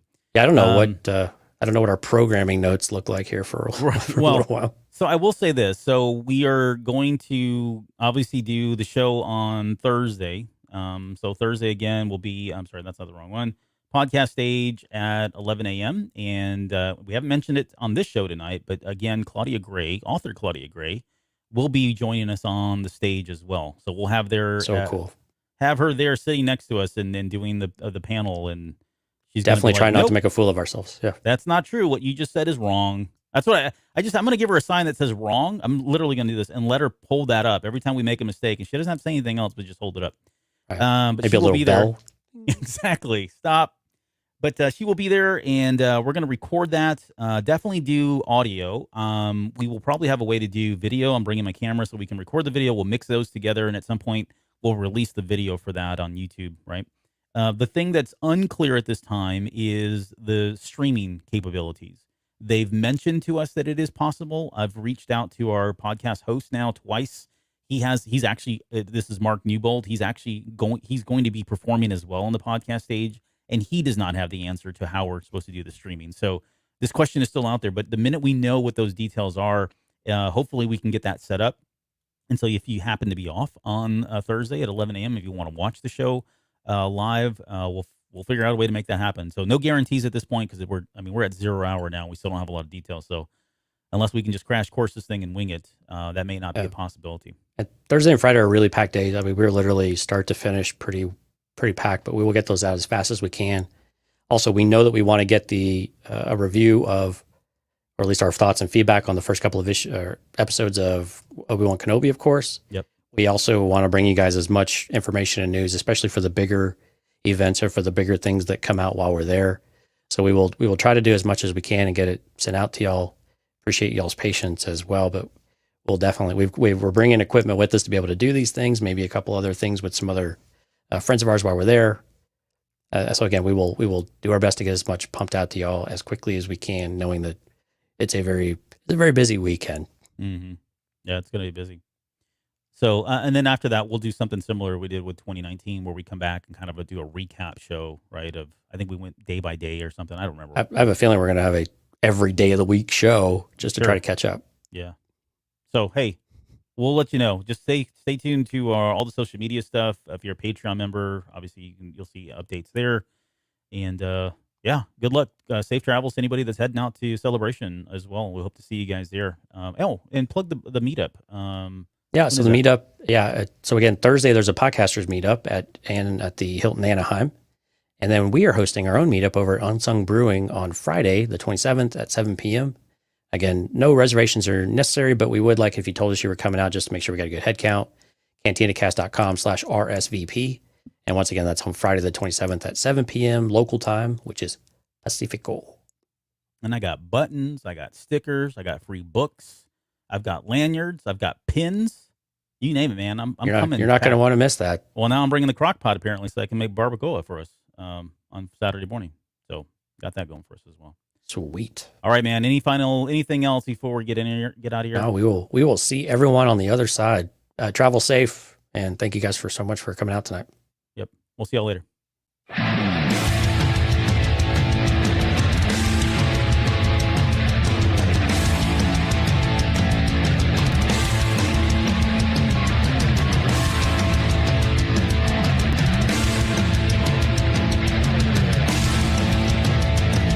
You're still listening? Wow, that's amazing. Well, I'm here to give you the disclaimer. Normally we do a big, long, drawn-out disclaimer thing saying what's what and who's what and all that other stuff, but I think you guys kind of know that Lucasfilm and Disney have no affiliation with us at all, and we have none with them. We talk about Star Wars, which is their property, and all that other good, fun stuff, but I think you can tell which is our stuff and which is their stuff. If you can't, well, then send a lawyer to send an email to me, and I'll be glad to chat with them. Other than that, you know what's what, so that's your disclaimer.